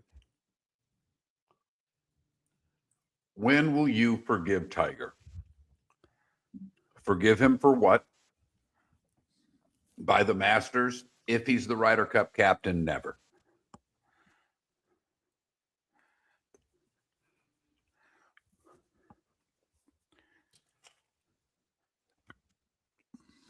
You all right with that? Mm-hmm.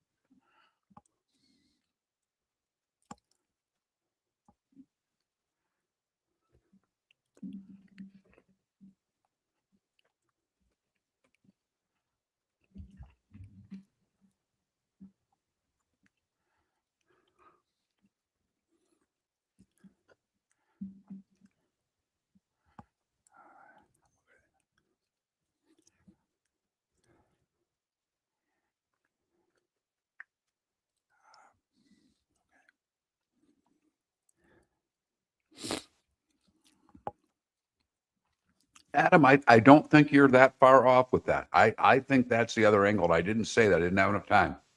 Does he become dad, follow Charlie around in college, and that's his way to?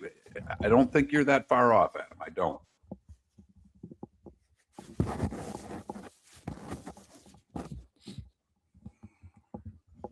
Now, Chambly says he needs to walk away from golf entirely.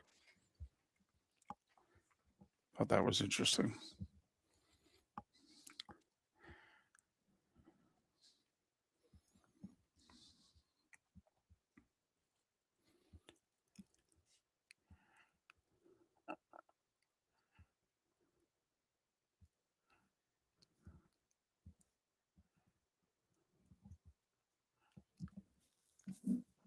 Mike Miller is ready to go. Awesome. Thank you.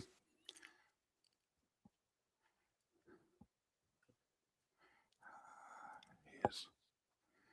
I'm with you, Red Dog. Yeah, but a lot of people do.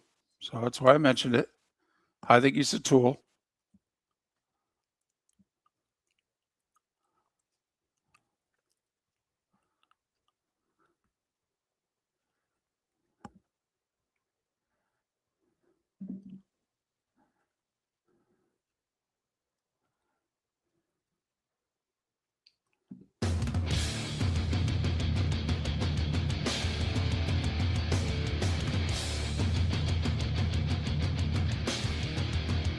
You're listening to Miller and Moulton, coming at you from the Floor Meister Studios. Floor Meisters, keeping it real.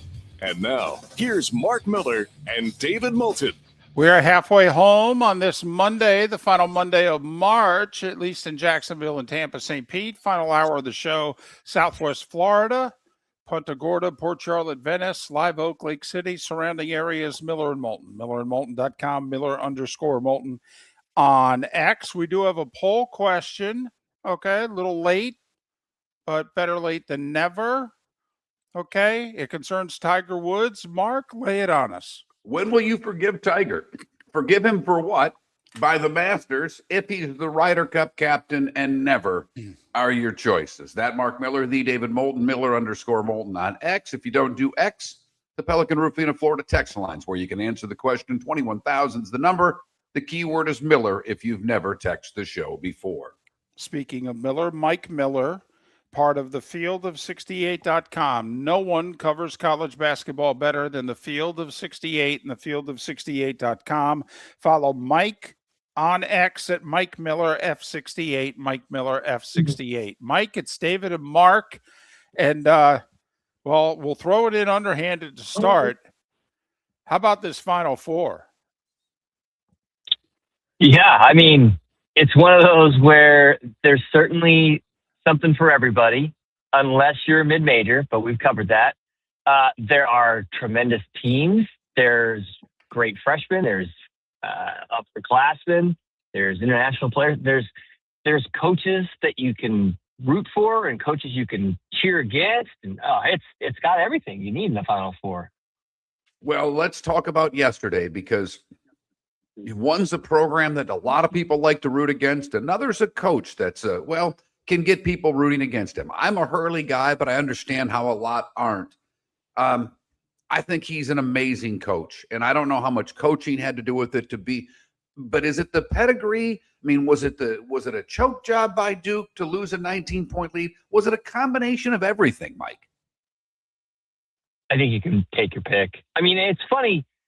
I think a lot of people would consider UConn to be the new Duke, right? UConn's won 6 national titles since 1999. Okay, this is their third Final Four in 4 years. It's a team that has produced, or program that's produced quite a few pros. They look just as good this year as they did in 23. They're not quite as good as they were in 24. And yet their coach and his sideline histrionics kind of work against him a little bit. I think the success kind of works against them. It's not dissimilar to what Duke experienced in the late 80s and into the 90s. And yet here's UConn, down 19 in the first half, down by double digits late in the second half, and yet somehow keeps pushing, has Duke kind of choke a little bit. But even at the end, when Silas DeMary is at the free throw line and UConn is down 3, and he misses one free throw, makes a second, and they're down 2, even then it takes a miracle. Even then it takes UConn to press and not foul. And it takes a Duke player to their point guard to not only decide not to just hold on the ball and wait to see if it gets fouled, not throw a bounce pass, but then try to throw a pass over the top. And it's not even like Caden Boozer's a short guy either. He's 6'4". And for UConn to tip that, and then for Braylon Mullins to hit a 30-footer as time expires, it's just kind of, it defies belief is really what it is. It's one of those where you watch it and you're not sure it's actually happening as it goes on, and yet somehow UConn, a program that has had more than its fair share of Mark's luck, got some more. We like to blame in this country. And so I think a lot of people look at John Shire, because this happened last year too in the Final Four against Houston. And yet I'm trying to think what's Shire's role in this, if you know what I mean, especially at the end. Like, I mean, he's got arguably, well, he had the player of the year last year, who was a mess in the final minute. And he's got, a couple of 5-stars out there. And I mean, is it Shire's fault that they didn't hold on to the ball, wait to get fouled? Is it Shire's fault that the kid couldn't lob the ball into the front court, and if he does, they win? I mean, how much are the last 2 years on Shire? I think he's going to have to deal with it until he doesn't. I mean, it's just how it goes. I think you're right to say we do like to elicit blame. Look, in the last 365 days, Duke's lost 4 games. Right. And they've lost those 4 games.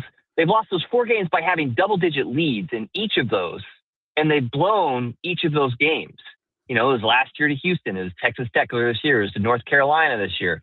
And now to UConn. And they've got, last year they had all the talent. This year, they're still got the talent. They have the National Player of the Year. I think it's going to be one of those things.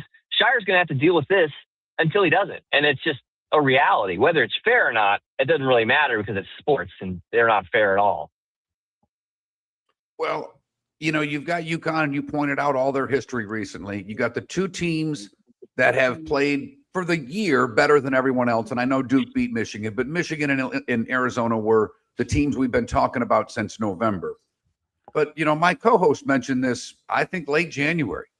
Illinois, with their A game, is really good. What kind of shot do you give the Illini? Because they're going to be the one team in this Final Four that nobody's going to talk about. It's funny, Illinois' favorite against UConn. Early lines came out, and they're 2.5-point favorites against UConn, and that's probably predicated on their size and their recent play. They're really big across the board. They don't foul anybody. Their offense is as good as anybody's in the entire tournament, not just the last 4 teams. There certainly should be talked about. And there was a point where they'd lost, I think, 3 or 4 games 3 games over the season in January and February, and they're all overtime games, right? It was like they hadn't lost a game in regulation since December. It's a really good team. Now, if you're looking for one point to pick at them, it's that they've got a freshman guard. And we just saw what UConn did to a team with a freshman guard down the stretch. Is that different if Caleb Foster's healthy? I don't know, whatever. But Illinois is really good. They can have some struggles at times if their 3-point shots aren't falling, but they've got incredible positional size. They're going to be one of the teams that can, match up with UConn just fine in the front court. But it's like everybody's going to look at this game, at the UConn-Illinois game, as the runner-up, automatic runner-up game. Everybody is going to be looking at that Arizona-Michigan game as the de facto title win. Well, here's what impressed me. Illinois beat Houston by double digits in Houston. Now, it may not have been on their home court, but that was a home game. That's as good a win as you can have in the tournament. And they won by double digits, and it was a double-digit win. I mean, Houston was not any closer than that. And it makes me wonder what happened to them, Mike, because Brad Underwood held the presser about 6 weeks ago in which he said, I just don't know if this group's ever going to play to its potential. We can't win the close games. We're not winning the games against the good teams. Okay. I just don't know if this group has it. And since then, I think they've lost once. Yeah. And I think they certainly caught a bit of a break playing Iowa in the Elite Eight. Sure. You have to play Houston. That's fine. I don't know if they made a definitive change. I think it's as much about they caught some breaks. I think that Wagler, their point guard, hit a little bit of that freshman wall. They've leaned on Kylan Boswell a little bit more of late. But their big guys are in a groove. David Merkovich and Tomislav Ivicevic are just tremendous down low. They're big guys who can move. Andrei Stojakovic was also tremendous. They scored 40 points in the paint against Iowa. And that was a game where Iowa had controlled the entire tempo, yet Illinois was just relentless. You're right to say people are going to overlook them, but they're certainly capable of winning it. All right, Michigan. Up until the Big Ten tournament, and I know they lost to Duke, but for the most part, this whole season, they just whooped everybody. Well, the Big Ten tournament, they struggled with Ohio State. They struggled with Wisconsin, and then they got beat by Purdue. They found it again in the tournament. What is it about this team that when they're on makes them so damn good? Well, the size, and we all know that, right? They're big across the board. Adai Mara wasn't exactly terrific yesterday. He wasn't super productive, but he was disruptive as ever. I heard a stat that said Michigan is the first team to have at least 8 blocks in all 4 of their NCAA tournament games. They're averaging over 90 points a game in the NCAA tournament. So the most the team has scored in the NCAA tournament since '93 Kentucky. They move the ball. They're unselfish. They're committed to just finding the extra player, and they play terrific defense. And they're doing it without their backup point guard, which is no small thing, because everybody needs a breather. Everybody needs to have a change of pace, and they don't have LJ Kaysen. And it's one of those things where Elliot Cadeau has been terrific. They've gotten really good production from their bench. Yaxel Lendenborg is playing like the best player in the nation. He was the region's most outstanding player.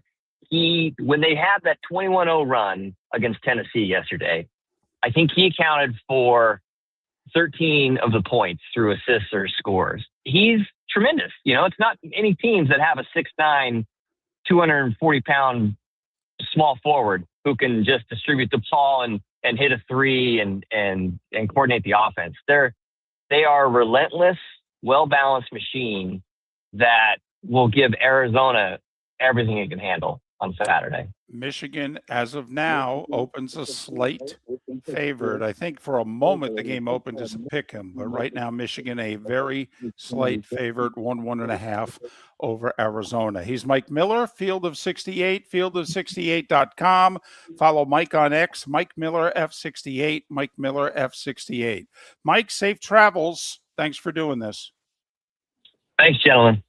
Mike Miller, very busy these days, always makes time for us. We're very appreciative of that. Mike Miller and all our guests joining us on the American Paint Supplies Hotline, your one-stop shop for all your coating needs.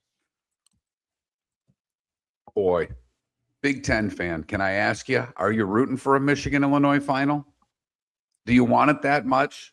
Because, you've always prided yourselves on a certain way, and Michigan definitely went out and got the checkbook and got the best team they could get. And they're proving it all year long. Hey, I don't think Illinois got a player from Illinois on the roster. They got a bunch of foreign players on their team, too. Both teams are bought. Your roof is your home's first line of defense. At Pelican Roofing of Florida, Ronnie John and their team bring years of experience to protect what matters most, your family and your business. From residential repairs to large-scale commercial roofing, we deliver honest work, fair pricing, and quality you can trust. An upgrade on your roof can lower your insurance costs. Don't wait for a leak to turn into a disaster. Call the experts at Pelican Roofing today. 1-866-9-PELICAN. That's 1-866-9-PELICAN. Online at pelicanroofingcompany.com. CCC 1332512. Let's talk the big differences between Floor Meisters and the big box store that sells flooring. Floor Meisters is family owned. They do flooring, not doors, nuts and bolts, or weed killer. They specialize in it. They know it.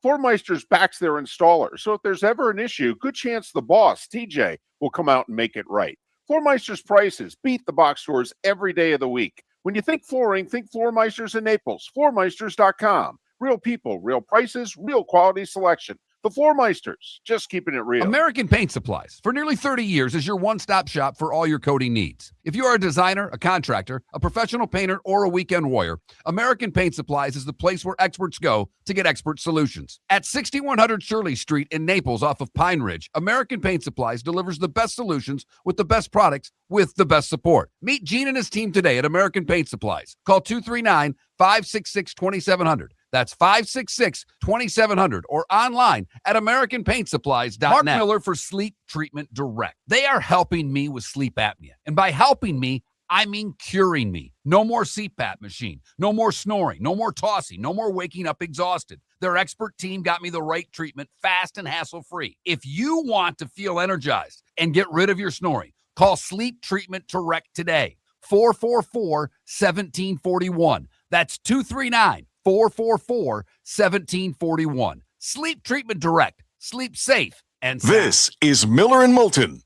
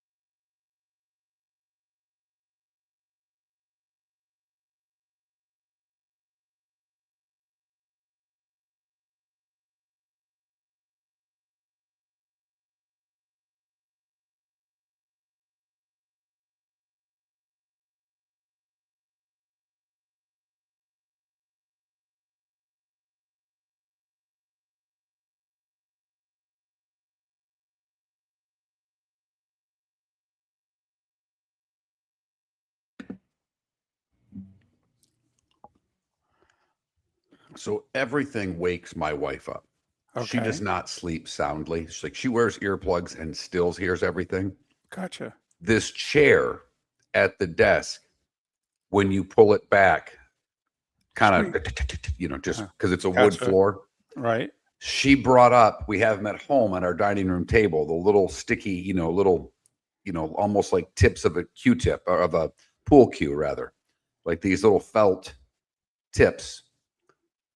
I see her yesterday picking the chair up. I'm like, oh, she brought those up just to calm the chair down so it doesn't wake her up in the morning. Gotcha. I use this. 4 hours a day I use this desk. That's it. But we had to fix it. No OCD in that person.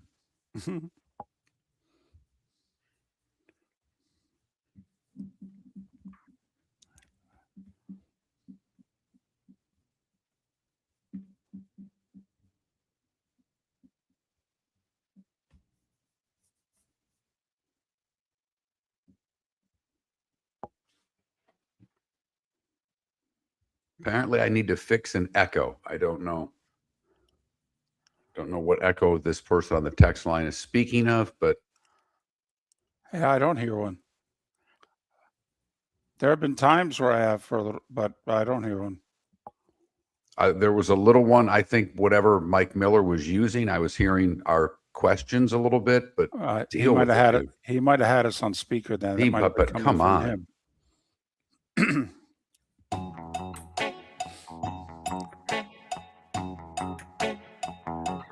You're listening to Miller and Moulton. And now, here's Mark Miller and David Moulton. 21 minutes past the hour. Miller and Moulton. MillerandMoulton.com. Miller_Moulton on X. Mark Lai in a little more than 15 minutes to talk about the world of golf. And yes, his thoughts on Tiger. And if you know Mark Lai, he's already given those thoughts elsewhere, and he's not shy. Can you give me a couple of minutes here? As long as it's not about Chase Elliott or Denny Hamlin, go. Okay. By the way, Chase Elliott, a winner. Denny Hamlin led the most laps at Martinsville. Can we go back to the ABS challenge? I know you didn't see any live baseball this weekend, but I know you've seen the clips of numerous ABS challenges. Now, listen, we've had 62 games played in Major League Baseball, and we had like 12 or 13 yesterday. And the reason I'm doing the math is the numbers I'm about to give you, Mark, are through Saturday. Okay, so this is through about 50 games, the number of ABS challenges. First off, we had 124 challenges through the first 50 games of the year. So that's about 2.5 a game. Yep. Okay. The catchers had challenged the most. They had challenged half of them. 63 of the 124. It's actually slightly over half. 63 of the challenges came from the catcher. Mark, the catcher's very accurate. When the catcher challenges it, the catcher's 40 for 63. That's around 60%. So that's who you want doing your challenges. The hitters did the next most challenges. They did almost the same number. They did 57 challenges. They were successful less than half the time. It's close, but 26 of 57. So they needed to be right 3 more times to be just over 50%. So catchers are like 60%. Hitters are, 46%, something like that. Mark, there were only 4 challenges through Saturday. Now, there was a challenge by a pitcher yesterday in the Twins-Orioles game. Pitcher was right, and it led to the Twins manager getting ejected, which is classic. Okay, because what are you arguing about? But anyway, but pitchers through Saturday, Mark, were 1 for 4. So the guy throwing the balls had the worst vantage point. So far, obviously, stunningly early in this.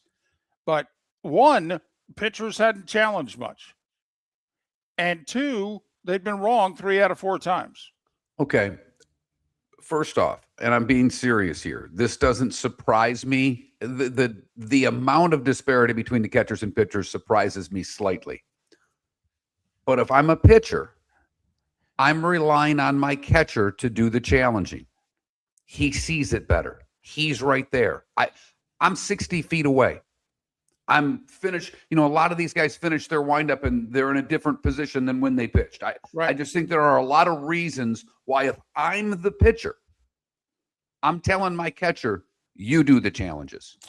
In fact, Mark, if I'm the manager, I may say to all my pitchers, you don't get the challenge. I may. I may not, but I may, particularly if these type of numbers hold. If the pitcher is going to be wrong 2 out of 3, 3 out of 4 times, then I may just say, guys, no, just don't do it. And also, it's funny. I think this is this way at all levels of baseball or softball or whatever sport you want to pick. The catcher is going to learn over the course of a game or over the course of his career how certain umpires call games. Does he call the low strike? Does he give the corners more? So I just think the knowledge of the catcher, it's why I've always thought catchers make good managers and catchers make terrific broadcasters 9 times out of 10. They see the whole game. So this does not, I'm not, if you would have put this to me and challenged me of, who's doing the best at this, pitchers, catchers, or batters, I would have gotten this one right. Okay. I just wanted to give the numbers, though. This is new to baseball. Okay. Never happened before in the major league level. It was in the minors last year. And so through Saturday, you had about 2.5 challenges a game. And if we're doing the math here, the challengers were right 67 out of 124 times. So that's more than 50%, because they were right 67, they were wrong 57. So right now, we're getting about 2.5 challenges a game. The fans seem to love it. Okay, they love it as much as, Mark, we commented, you've been in favor of this for 10 years. And you're like, hey, they do it in tennis and the crowd loves it. Okay, well, let me tell you, that was the reaction all weekend long. Every place I saw a challenge, crowd thinks this is cool. Yep. Well, and the one thing you pointed out to us last week, David, what did they do? They took away the box on the telecast. So I even think those of us watching at home now are going, ooh, get that box up there. Was he right? And they can do it. Here's the other thing, David. It's happening quickly. Oh, yeah. That's the most important part. And it's why the manager of the Twins got tossed. It wasn't because he was arguing. He was arguing over the fact that the pitcher took too long to challenge it. Okay, neither here nor there. But the challenge comes quickly, and the result of the challenge comes very quickly. And those two, see, as fans, we want instant gratification. What's ticking everybody off? If there's one complaint about the NCAA basketball tournament that I've gotten from friends and I've seen online, is the number of times that they go to check the inbounds, out of bounds, who's it off, and how damn long it takes. Right. We all see it. We see the first one and we go, oh, blue ball, yellow ball, white ball, whatever the case may be. We see it. And then it takes them an hour and a half to figure out that it's 4.9 seconds instead of 4.8 seconds. And we're ripping our hair out, if we have any, because of the length of time that it takes. The baseball challenge is efficient. That's it. That's so important, David. Very. And we've talked about it, by the way, and this is sidebar because we're going from baseball to basketball, but we said it heading into the tournament that college basketball's got an issue on the supposed game-winning shot when there's still a little bit of time left on the clock and you've got guys on the bench running out onto the court. I'm glad that the officials didn't do anything. In fact, the one official who was closest to Hurley literally looked at Hurley and the coaching staff and motioned them to get their guys back off the court. But there was time left on the clock, and there were players and people not in uniform on the court. And thankfully, they didn't call a technical. I think we all would have hated to see it. Could they have? Oh, yeah.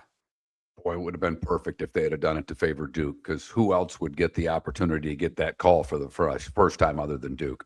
But the other thing that we talked about is that if by chance in the final second, you're the victim of that last second shot, the person closest to the basket, the first thing they should do is grab that ball, jump behind the baseline, and look to see if somebody from the bench has come onto the court and inbound the ball, preferably at the person who has come off the bench. Have the ball make contact with them, the officials would have no choice but to call the technical. Miller and Moulton. Mark Lai coming up on the other side to talk about Gary Woodland's incredible victory and Tiger Woods. It is the subject of our poll question. When will you forgive Tiger? Forgive him for what or never seem to be the most popular answers. Mark Lai to talk golf next. Your roof is your home's first line of defense. At Pelican Roofing of Florida, Ronnie John and their team bring years of experience to protect what matters most, your family and your business. From residential repairs to large-scale commercial roofing, we deliver honest work, fair pricing, and quality you can trust. An upgrade on your roof can lower your insurance costs. Don't wait for a leak to turn into a disaster. Call the experts at Pelican Roofing today. 1-866-9-PELICAN. That's 1-866-9-PELICAN. Online at pelicanroofingcompany.com. CCC 1332512. American Paint Supplies, for nearly 30 years, is your one-stop shop for all your coating needs. If you are a designer, a contractor, a professional painter, or a weekend warrior, American Paint Supplies is the place where experts go to get expert solutions. At 6100 Shirley Street in Naples off of Pine Ridge, American Paint Supplies delivers the best solutions with the best products with the best support. Meet Gene and his team today at American Paint Supplies. Call 239-566-2700. That's 566-2700 or online at AmericanPaintSupplies.net. Let's talk the big differences between Floormeisters and the big box store that sells flooring. Floormeisters is family owned. They do flooring, not doors, nuts and bolts, or weed killer. They specialize in it. They know it. Floormeisters backs their installer, so if there's ever an issue, good chance the boss, TJ, will come out and make it right. Floormeisters prices beat the box stores every day of the week. When you think flooring, think Floormeisters in Naples. Floormeisters.com. Real people, real prices, real quality selection. The Floormeisters, just keeping it real. PA Commissioner Adam Silver will visit Lee County in April as he is recognized by the Edison Awards as their Achievement Award honoree. His recognition not only highlights his leadership within professional sports, but also his broader influence on business, technology, and social responsibility. The Edison Awards recognize thought leadership from around the globe, making Silver's visit a significant moment for Lee County. Visit EdisonAwards.com for event details and tickets. Lee County, building a better community through business, sports, and tourism. This is Miller and Moulton.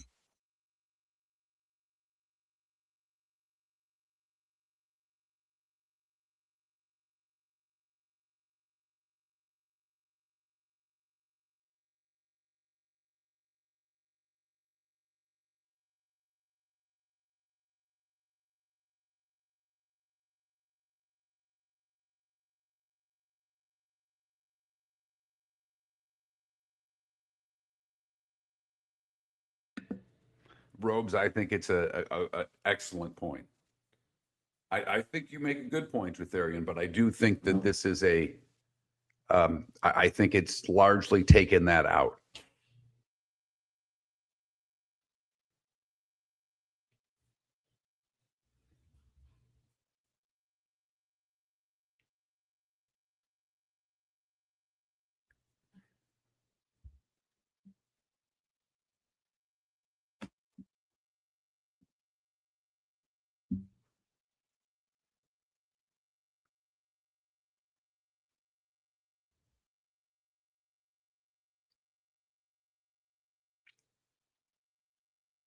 David, you've muted yourself, so you're going to need to unmute yourself so we can hear you. Robes, they think contractually it will. Like certain catchers made more money because of the pitch framing stats, and that there won't be as many stats now. But I agree with Tretherian. I think it'll still matter when teams are out of challenges.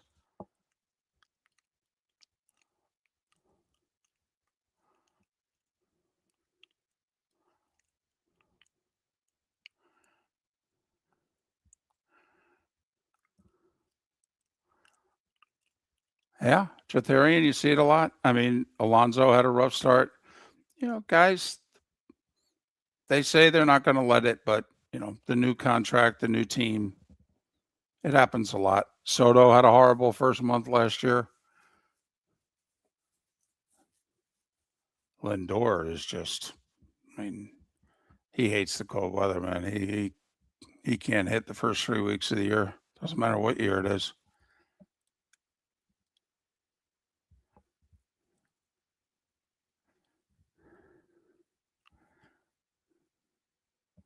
It's your first place Miami Marlins, baby. Your undefeated first place Miami Marlins. Yeah.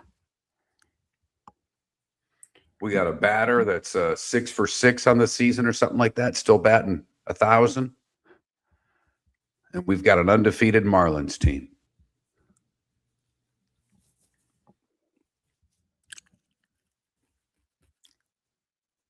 But I don't know if it's only the third time they've done it or the last 2 times that they started 3-0.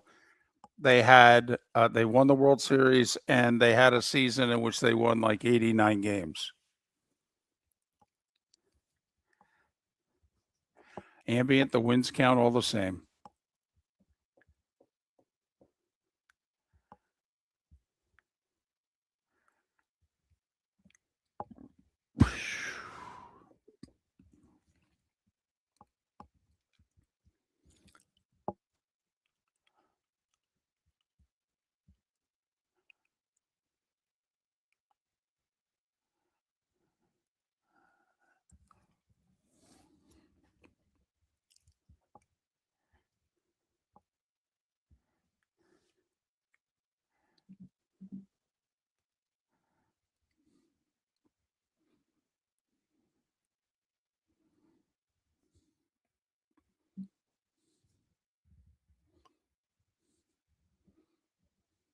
Any luck with Mark Lai, Rick? I'm trying. The phone rings once and then no one picks up. Hold on, I'm gonna keep trying here. I mean, it rings once and then it stops ringing. Not sure what's going on.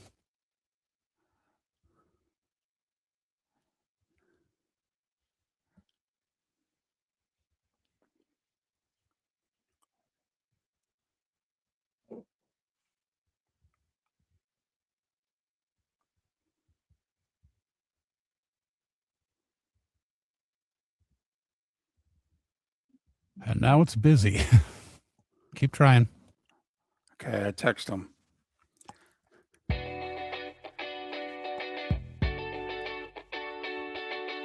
You're listening to Miller and Moulton.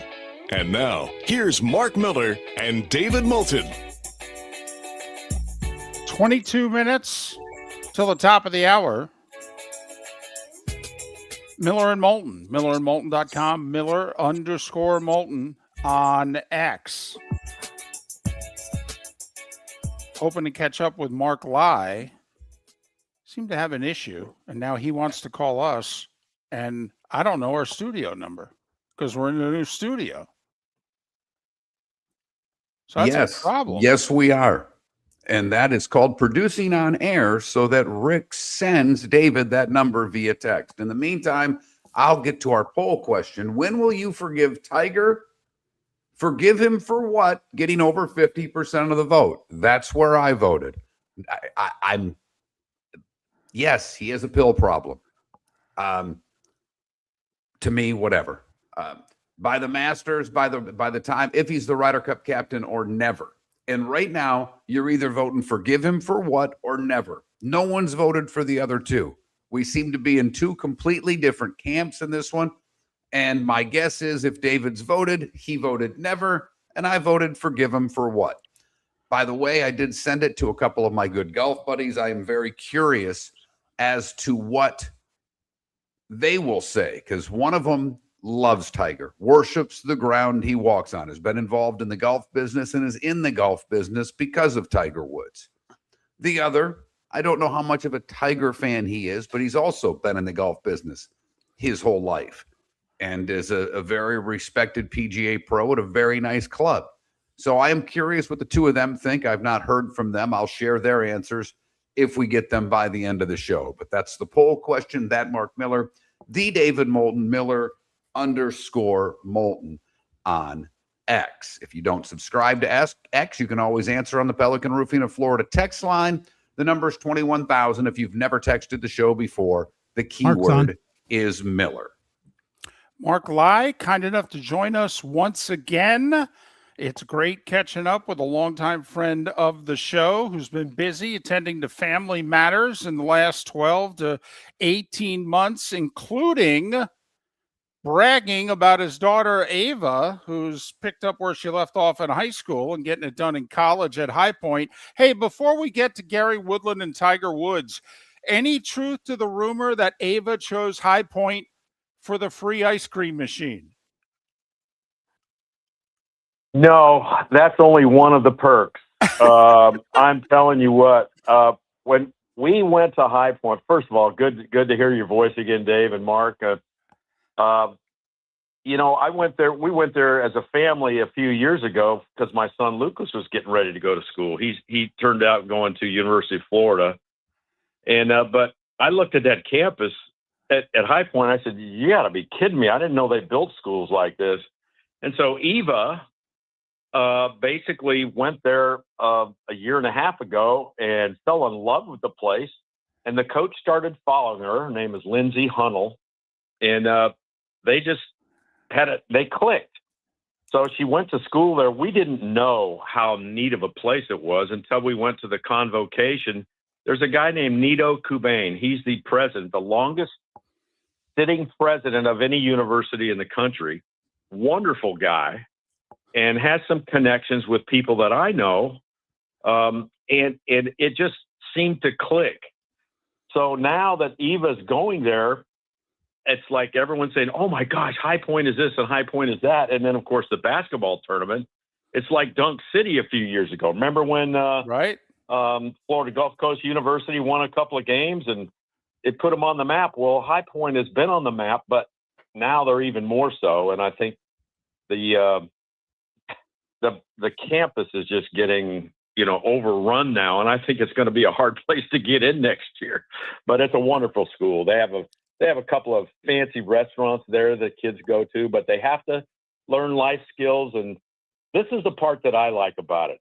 The mantra of the school is God, family, country. No protesting. You sign a deal, a disclosure. And if you get caught doing any of that stuff, you're gone from school the very next day. And they basically thank you for your tuition because you sign a deal that says no protesting, none of this, no bad emails. If you get caught doing any of that, you're gone. So I said, what's wrong with that? Nothing. So anyway. All right. Congratulations to you and to her, because I've got a daughter that's in the 6th grade. And when I saw that they won, I just did a little investigating in the school. And I text my wife. I'm like, she can go to High Point tomorrow because with their graduation rates and the putting kids in jobs. I was blown away by some of the stuff I learned. But let's get to golf. Let's talk about the good thing first, and then we'll get to Tiger. Right. Gary Woodland. I don't know if there's a better sport. I mean, even with UConn making the last second shot yesterday and how amazing that was, for Gary Woodland to come clean a couple of weeks ago with the problems he's facing post brain surgery, the PTSD. And I know as someone who came clean with what my health issues are, how important it was for the outpouring of support from so many people. I've been overwhelmed, and I'm sure he was too. And, Mark, this year, nobody's been able to hold a 54-hole lead. I mean, really good players have lost leads in tournaments that they've had after 54 holes. And yesterday he excelled. And there's part of me that thinks, Mark, it's because he knew inside the ropes he had support. But for the first time, I think he knew how much support he had outside the ropes. And I've got to think that had something to do with yesterday. And from a higher power. You gotta make peace with yourself. You gotta come clean about things. I remember, when I was covering golf for Golf Channel and Sirius XM, Stuart Fink. There's a guy. I mean, the guy wins the British Open, right? Beats Tom Watson in a playoff, and he was having some sort of problems in front of people, of all things. And he said, I got to come clean. I'm nervous. I'm getting the yips. I've got issues. And another guy that nobody likes to talk about is Anthony Kim. I mean, these are great, great stories that only sport, well, other walks of life too, other things, that people are able to defeat their demons through support, family, higher power, whatever you want to do. You have to find the peace before you can take care of you. So, I mean, how can you not like this story with Gary Woodland? I mean, geez, his life was in question, and, he played his butt off, didn't he? Yeah. Yeah. And not only that, his lead got cut to 1 heading into Sunday. I was very fearful that it was going to lead to another 54-hole leader not winning. He admitted, though, yesterday, Mark, even as he's upping his lead to 5, that he is starting to fall apart personally on the back 9. He felt the crowd getting too close. He had to call security over and basically say, hey, Right. I need help. Okay. I mean, even during his greatest moment on a golf course in 7 years, it just shows how real this PTSD is. Ooh, yeah, that's one that I don't have a lot of experience with, and you don't Right. hear about it that often, except for war veterans or people coming back from being on the battlefield. But, well, I guess in a way, it's the fear of not being in control. You're really not in control out there. I mean, people can rush you. I mean, there's always been fan involvement, and it is intimidating out there. I remember, we do have Masters coming up, but when I had the lead at Augusta in Right. '84, I mean, this is like back in the last century, right? Who gives a dang? But I was in the highlight. I was leading after Friday. I was leading after Saturday. I was leading most of Sunday or part of Sunday. It's intimidating. So I had to kind of like tell myself every day, do not look at the crowd. Look at them. Do not look at anybody. Just stay inside the ropes. God, don't hit it outside the ropes, please. So, because it is intimidating. And it's intimidating to go from the 9th green to the 10th tee because you've got people wanting to slap you down and give you high fives and all this stuff. You have to stay in the moment. And, this is one of the things that I think Tiger was so good at, and all the great players, Jack Nicklaus, Arnold Palmer, look what he had to deal with. It's another thing that players, that are iconic have to deal with, not only on the golf course, but off the golf course. So God bless Gary Woodland, man. It's just a great story, period. No doubt, Mark, 100%. And it proves, it doesn't really matter. Winning's hard. Winning's really hard. And on that tour, we hear these guys, and you understand it, that getting over an 18-inch putt when you're putting for a victory is just different. And Cameron Young talked about how that putt was hard on him, but do want to move this along to Tiger. You have some strong thoughts. It's our poll question today. When will you forgive Tiger? And the 2 most popular answers are forgive him for what and never. And that seems to be the case because people love this guy, and he obviously has a problem. So if you're running the PGA Tour and you know what he does on the tour and how much they listen to him about tour policy, what are you doing if you're running the tour right now, Mark?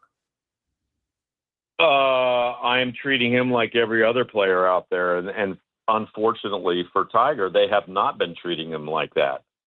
they've been treating him like he is holier than thou. And, to some people he is. But I think in this world, there has to be repercussions. There has to be consequences for acts of indecency and, and putting other people at risk. I mean, there are things in our contracts. Every contract has an out clause for the sponsor, and it's basically conduct unbecoming. So if they're handing out fines to people like VJ Singh for using deer antler spray, and they're suspending Dustin Johnson for finding cocaine or marijuana in his system, for God's sakes, why didn't they start doing that with Tiger? What is it that's for you and not me type of thing? So the tour has acquiesced to the star power of Tiger, knowing that he is tied so closely to the tour and its success, that they said, we're going to let this one slide. I think if they had come down hard on him and said, okay, dude, you're gone for 6 months. Sorry. That should have happened in 2017. It should have happened in 2021. Did it? It didn't. So, look, I'm not critical of Tiger per se. I'm critical of the enablers that must be around him. So, I mean, I think there's got to be some faith in there.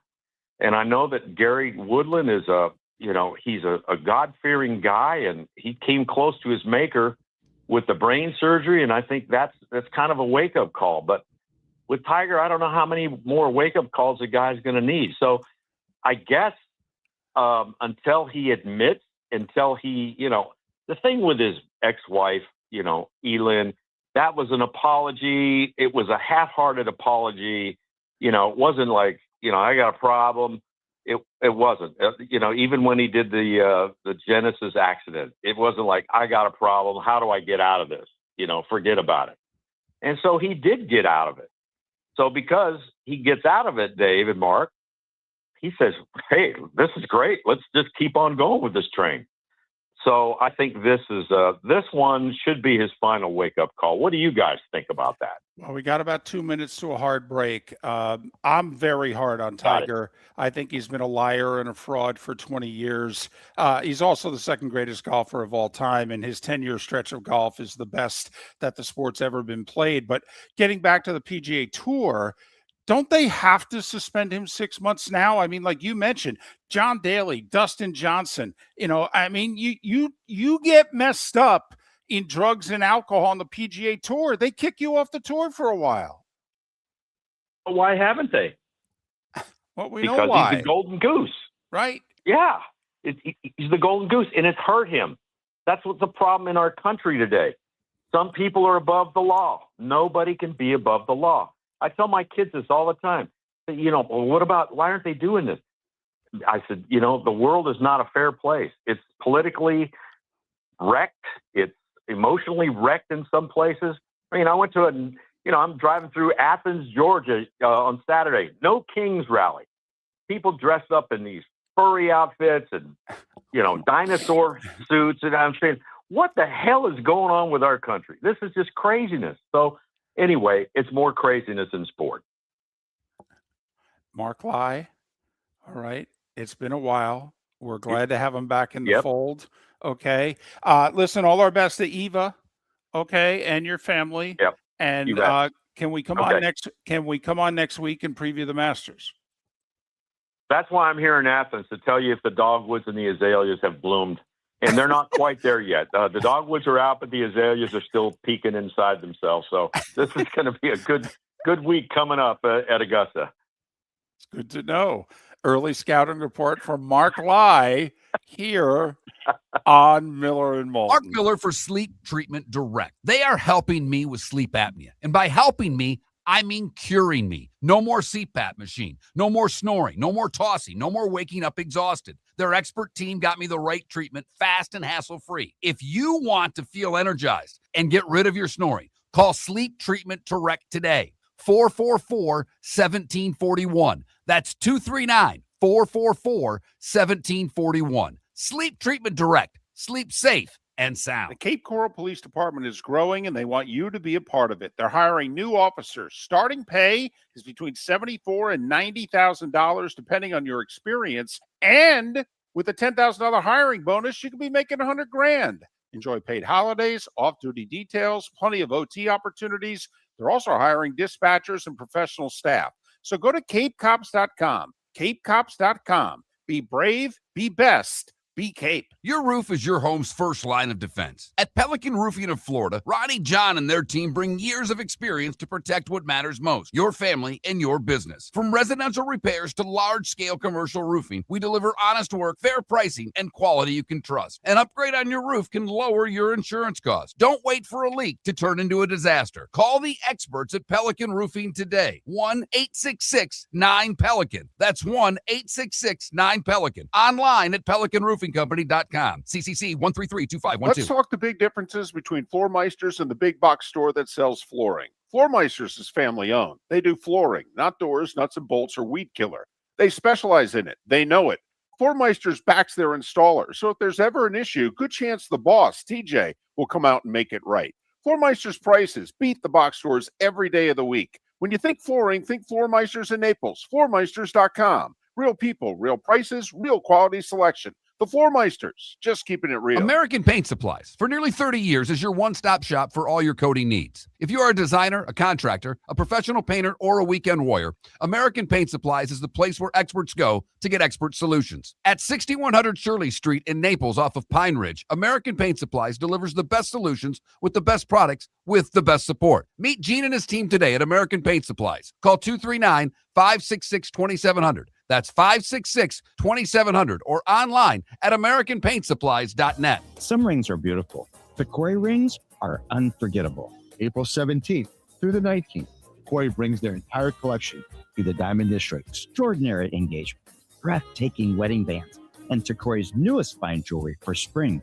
Here for one unforgettable weekend, the Legend of Takori, April 17th through the 19th at the Diamond District. Hablamos Espanol.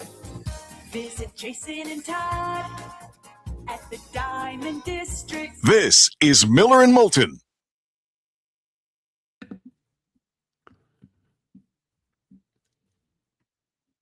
It's an interesting question, Panda, because if he can prove that he had prescriptions for all of those, I don't know, but he certainly can get a ticket, though, because it says right on there you can't drive on those.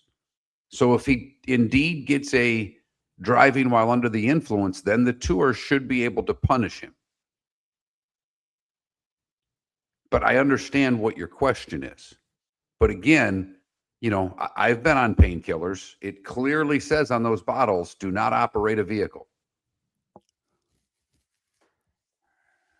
But, you know, the doctor that gave, what's his name? Matthew Perry, the ketamine, she went to jail. So, I mean, I'm pretty sure that both, you know, like Tom Petty and Michael Jackson's doctors were giving them the stuff that had the fentanyl in it, for crying out loud. So it's an interesting question.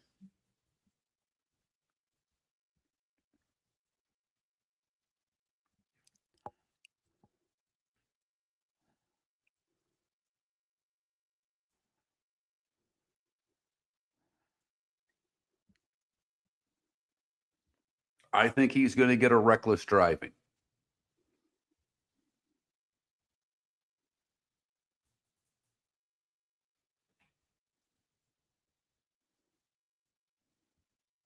Boy, I wish Hornon was here, because Hornon's the one, he's an attorney, and I know he's told people don't ever blow if you get pulled over. Well, he's in the chat room as of 5 minutes ago.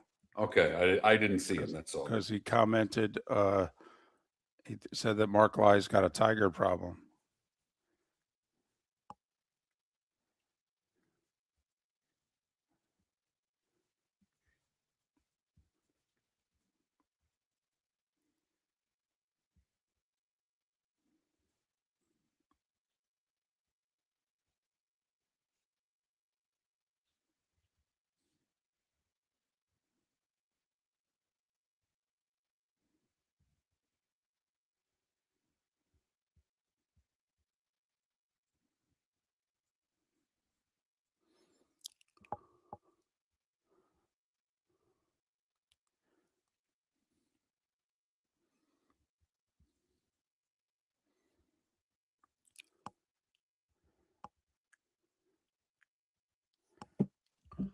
So I found this guy online for you foodies out there that is out of Orlando, and he delivers crawfish Thursdays on the East Coast, Fridays on the West Coast of Florida.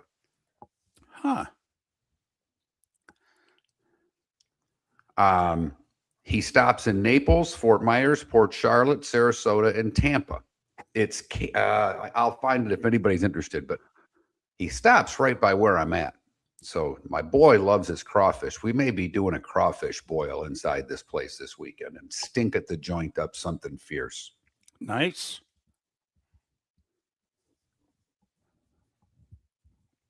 He's coming this weekend? He goes, this guy does, Jake gets here Friday.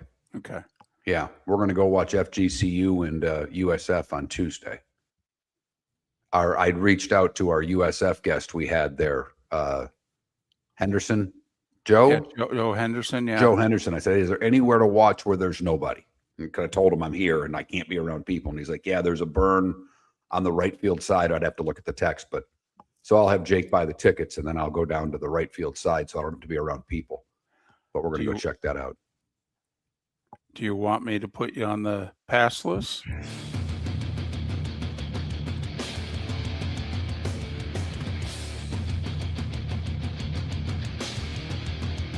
You're listening to Miller and Moulton, coming at you from the Floormeister Studios. Floormeisters, keeping it real. And now, here's Mark Miller and David Moulton. It is the Diamond District bonus hour, final hour of Miller and Moulton on this final Monday of March. Thanks so much for being with us. Miller and Moulton, millerandmoulton.com, Miller_Moulton on X. One poll question today, late in the show by our standards, so I don't know how much mo it's going to garner, but we're trying to gauge your reaction to Tiger Woods' mishap once again. When are you going to forgive him? And there's 4 choices, but based on your answers, you basically see 2 choices. 1, forgive him for what? And 2, yeah, I'm kind of done with Tiger. I reached out to my 2, I have, a bunch of different text chains, one with you and John, one with blah, blah, blah. Right. But one's with 2 guys that are in the golf world. They both were directors of golf at different courses. One still is. One's now a GM up here in the Tampa area of the whole club. But the one who's the GM, and he's not answered me yet, he loves Tiger. He's in this business because of Tiger. Young guy, great guy. The other one, a little bit older, not much, but also a good guy. He's my Red season ticket holder fan. Sent me pictures Saturday for their second game. Great crowd for the Red second game. That's important to Miller and Moulton. Nobody else. Very much so.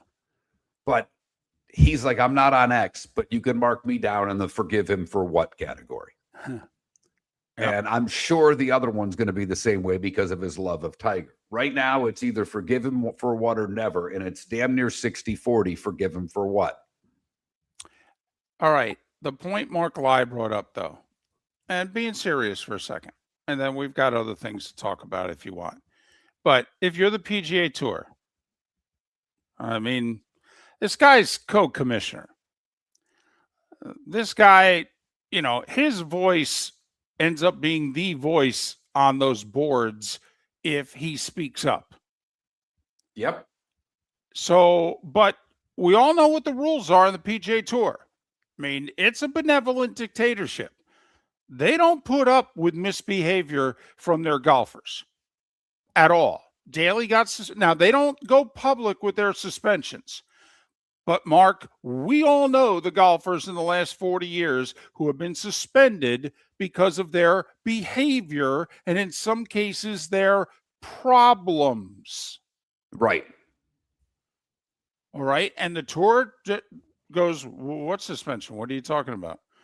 So-and-so's not playing? Well, I guess he wants to take some time off. I mean, they totally protect their guys. At the same time, they say, get the heck out of here. Right. But so now you're the PGA Tour and you're the new CEO, by the way. You've been on the job a few months and this gets dumped in your lap. What do you do?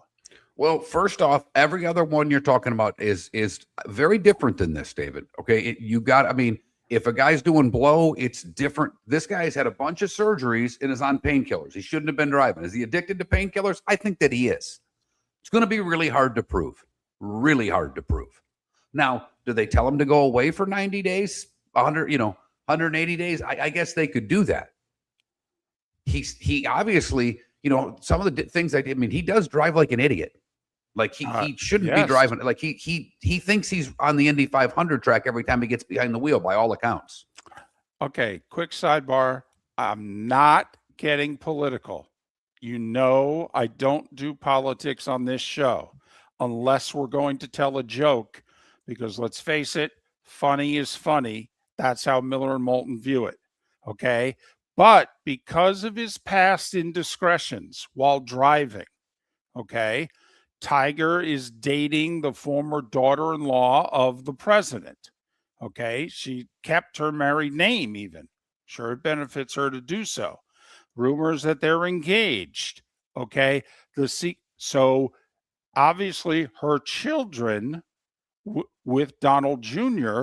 are the grandchildren of the president. Therefore, they come under the purvey of Secret Service protection. Okay.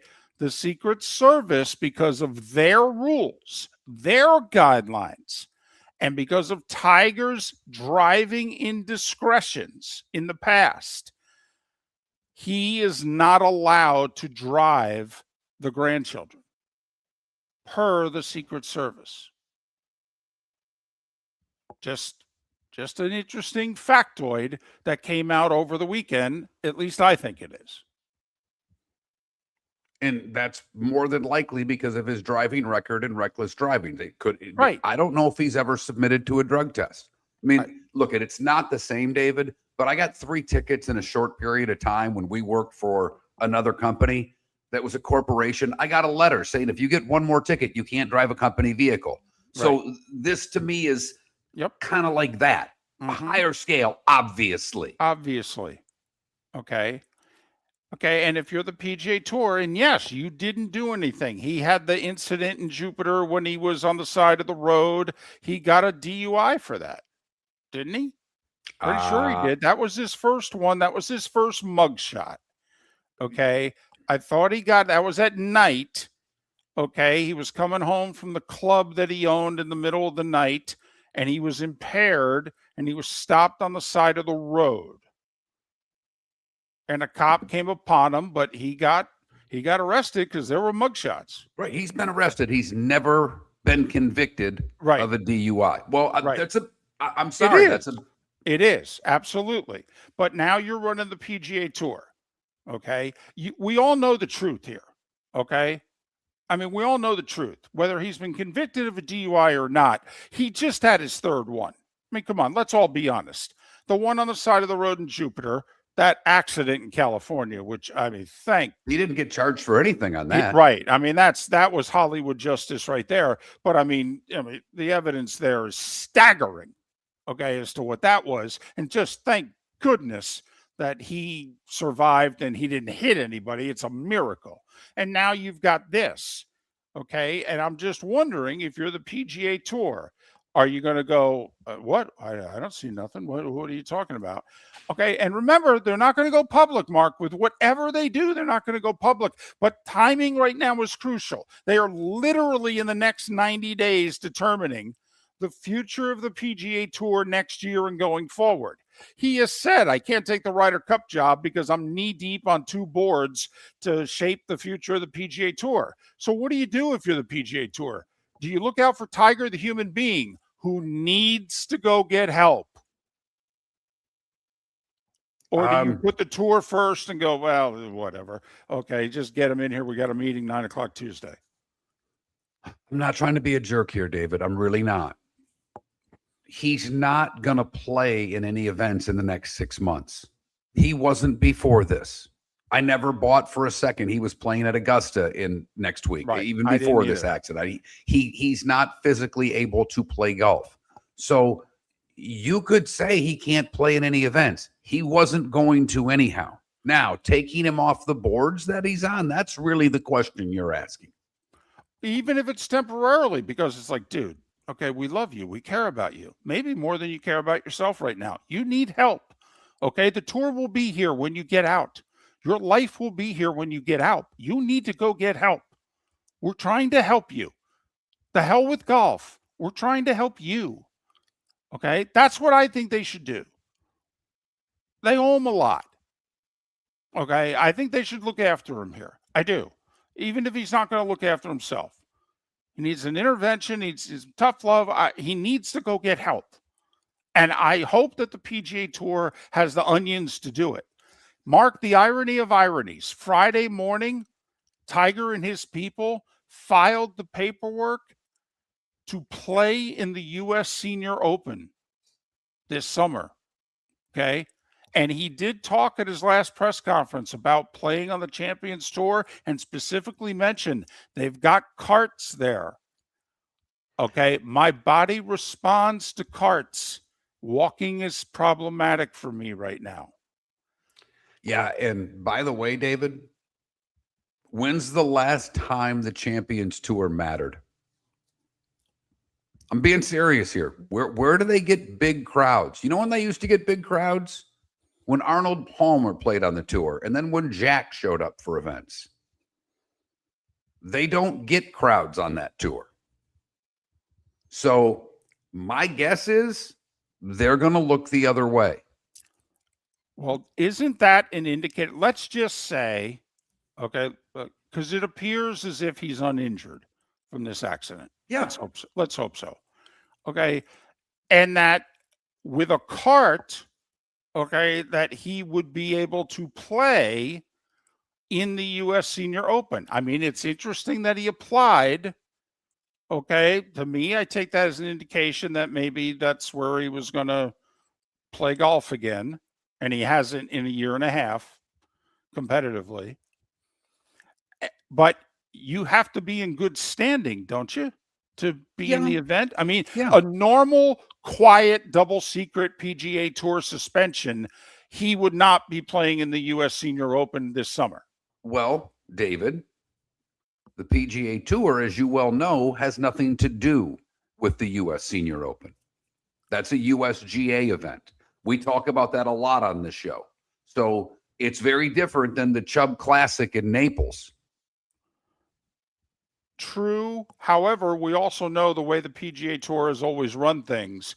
Okay. They then would call up the USGA. They would call up the PGA of America and say, yeah, so-and-so suspended. Got it? Okay. Got it? Yeah. And then NBC would be calling the U.S. Senior Open going, you're going to let Tiger play because you know what the ratings would be for that event? And David, I'm going to throw your own words back in your face and you're going to punch me through the screen. Nope. After all, what is it? It's a TV show, Mark. You're damn right it is, David. You're damn right it is. 21,000 is the text line, the Pelican Roofing of Florida text line. Your thoughts on Tiger? When will you forgive him? Forgive him for what or never seem to be the choices. And right now, over 60% of you are answering, forgive him for what? I do think this is going to affect his Ryder Cup captaincy, though. I think you can rule out next year. That's not going to happen. And then it'll be a matter of, you know, is there any shame that sticks to Tiger? Or is it going to be okay if Tiger Woods is the face of blank? Because that's what you are when you're the Ryder Cup captain. You are the face of. I'll just be curious, Mark. Miller and Moulton. What could have been a poll question next. American Paint Supplies, for nearly 30 years, is your one-stop shop for all your coating needs. If you are a designer, a contractor, a professional painter, or a weekend warrior, American Paint Supplies is the place where experts go to get expert solutions. At 6100 Shirley Street in Naples off of Pine Ridge, American Paint Supplies delivers the best solutions with the best products with the best support. Meet Gene and his team today at American Paint Supplies. Call 239-566-2700. That's 566-2700 or online at AmericanPaintSupplies.net. Let's talk the big differences between Floor Meisters and the big box store that sells flooring. Floormeisters is family owned. They do flooring, not doors, nuts and bolts, or weed killer. They specialize in it. They know it. Floormeisters backs their installer, so if there's ever an issue, good chance the boss, TJ, will come out and make it right. Floormeister's prices beat the box stores every day of the week. When you think flooring, think Floormeisters in Naples. Floormeisters.com. Real people, real prices, real quality selection. The Floormeisters, just keeping it real. PGA Commissioner Adam Silver will visit Lee County in April as he is recognized by the Edison Awards as their Achievement Award honoree. His recognition not only highlights his leadership within professional sports, but also his broader influence on business, technology, and social responsibility. The Edison Awards recognize thought leadership from around the globe, making Silver's visit a significant moment for Lee County. Visit EdisonAwards.com for event details and tickets. Lee County, building a better community through business, sports, and tourism. Your roof is your home's first line of defense. At Pelican Roofing of Florida, Ronnie John and their team bring years of experience to protect what matters most, your family and your business. From residential repairs to large-scale commercial roofing, we deliver honest work, fair pricing, and quality you can trust. An upgrade on your roof can lower your insurance costs. Don't wait for a leak to turn into a disaster. Call the experts at Pelican Roofing today. 1-866-9-PELICAN. That's 1-866-9-PELICAN. Online at pelicanroofingcompany.com. CCC 1332512. American Paint Supplies. For nearly 30 years is your one-stop shop for all your coating needs. If you are a designer, a contractor, a professional painter, or a weekend warrior, American Paint Supplies is the place where experts go to get expert solutions. At 6100 Shirley Street in Naples off of Pine Ridge, American Paint Supplies delivers the best solutions with the best products with the best support. Meet Gene and his team today at American Paint Supplies. Call 239-566-2700. That's 566-2700 or online at AmericanPaintSupplies.net. This is Miller and Moulton.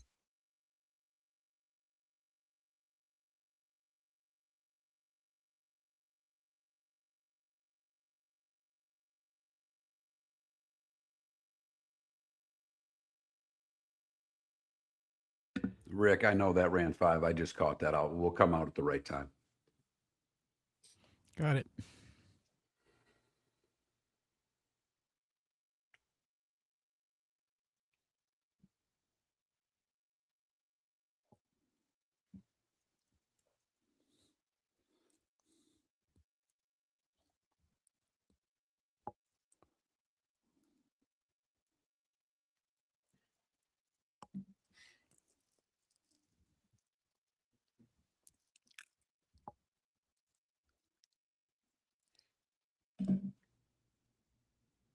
Hell, I don't even know what sponsors he has anymore. Rick, he owns all the damn companies he works for. I mean, he switched his apparel company to one that he owns. That'll flop like everything else. Sunday Red or whatever the hell it is. I mean, he owns that TGL, and people are buying teams for that right and left, which reasons I can't figure out.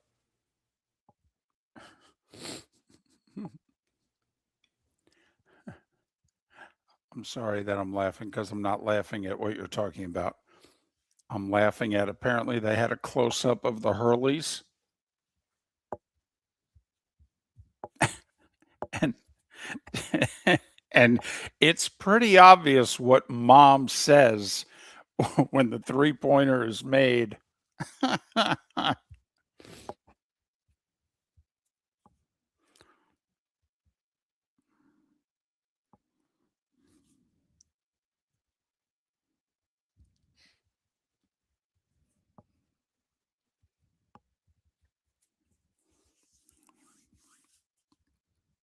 He likes the 2 Ps. Pills is one. You all know what the other one is.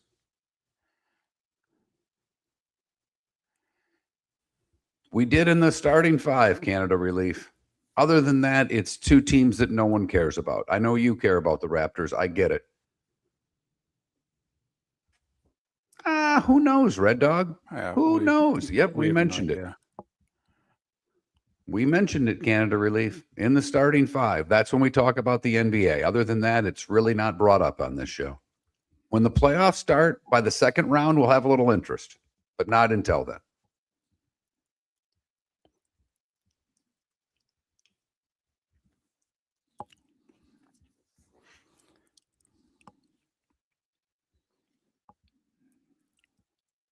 And I think David and I mean, we're not we're not a national show that talks about the association all the time for reasons we can't understand, although it's huge in cities and we get it. So if you're on in big cities across the country, I think you have to talk about it. That's why Cowherd does. That's why Dan Patrick does. But middle America doesn't care about the sport. Both coasts do to a certain extent. Miami does. Miami loves the Heat.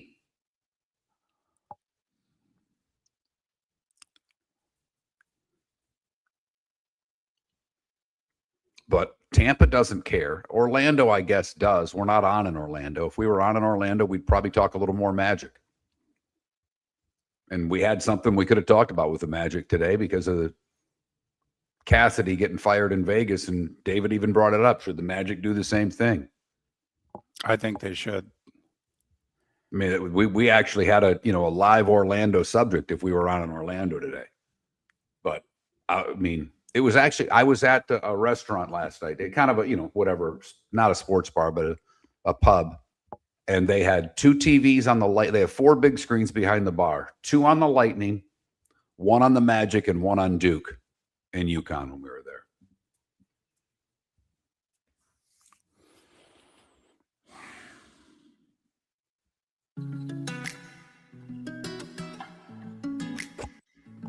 Welcome back to Miller and Moulton. Text the guys what's in your mind at 21,000. That's 21000. And now, here's David Moulton. 21 minutes past the hour. Good, bad, and ugly. What's on tap? Today was the day when. Some final thoughts. All coming up on Miller and Moulton. MillerandMoulton.com. Miller_Moulton on X. Not sure we'll have Pat Kerwin on tomorrow. Owners meetings are in, I believe, Arizona. We all know about the time change. I think we're probably just going to have Pat on Friday, but we'll see. He books himself on this show. There are times in which we've said, hey, your travel's really rough. Okay, why don't you just join us? And he's like, no, I'm calling in tomorrow. Okay. And I've got to be serious for a second when it comes to Pat. Now that he doesn't work very much, I think he can find time. For as much crap as that man has given us for taking a day off here and there, now that he's only doing 3 hours, karma's a you-know-what, Mr. Kerwin. That's all I'm saying. But, David, usually it's my job and my job only to give you a tremendous amount of grief. Okay. Yesterday, as I'm up here in Tampa at the Hope Lodge dealing with what I'm dealing with, was my change out day of my caregivers, which meant my mother went home yesterday. My wife came up with my daughter. Well, the 4 of us went out to brunch. And as we were leaving brunch, I brought up a subject that you had texted me about, or John texted me about over the weekend. And I said, did you hear about the big heist? And they went, what are you talking about? I said, apparently they're going to have trouble with Easter candy, and it's in Europe because, what was it, like 400,000 Kit Kat bars were stolen. Yes, apparently 411,000. The Kit Kats were being transported from, I think, Italy to Poland. Yes. So yes. Apparently Easter in Poland is in jeopardy. 12 tons of Kit Kat bars were stolen. I call it the perfect crime. And all I said in the car, I brought it up and I said, we were having some fun. I go, because David doesn't eat Kit Kats right. And my daughter said, how does he eat them? And I said, like a sandwich. I go, he just bites into the damn thing. I am now quoting what my daughter said when I told her that. Okay. Is he psychotic? I didn't bring it. I just said that he eats him wrong. It seems a little harsh, but Is he psychotic? Wow. And I'm a big She's fan 11. of your daughter. I know, and I'm a big fan, but that seems a little harsh. But then again, you guys are all a little stressed right now. You're all a little harsher right now than you were a few months ago because the strain of everything that's going on. So, but psychotic. I'm psychotic because I just grabbed the Kit Kats and I don't break 4 into 2 and then maybe break 2 into 1 and now just give me the damn bar. No, I just treat it like a Snickers. I'd like everybody to sing along with me if you would. Give me a break. Give me a break. Break me off a piece of that Kit Kat bar. Yep, and that's true. And my wife then sang the song in the car. My daughter didn't even know the jingle. My wife then sang the song in the car. And I didn't defend you. I didn't. Well, I know because you totally against me on this one. I'll say this right now before you finish your point. If my psychotic eating of the Kit Kats exposed your daughter to the Kit Kat jingle, I consider it a huge success. So I thought, and there was just too much going on. We started with Tiger, we went to Duke and Yukon.